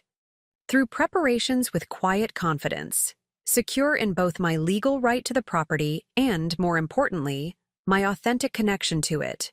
After breakfast and gift exchanges that revealed thoughtful consideration on all sides, I found myself alone in my studio for a moment of reflection. Looking at the paintings lined up for the upcoming Detroit exhibition, I felt a deep sense of integration between the physical environment I had created, the artistic vision I had developed, and the personal growth I had experienced. Amanda appeared in the studio doorway.